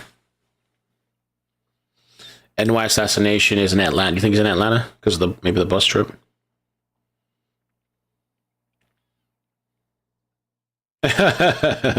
Oh, real quick, so I forgot. I'm sorry. Just thank you so much to Mandy. Thank you for the 24 months. Increase the reward and they'll find them. 10K is peanuts. Nate, thank you for the membership gift. Mustard Mama, thank you for the 19 months. Hannah is the killer. Oh, Lord. And I don't know. Oh, Nate, you did that twice. Thank you so much for the membership gifts. All right. We'll talk later, guys. Be safe. All the craziness, insanity. All right. Bye.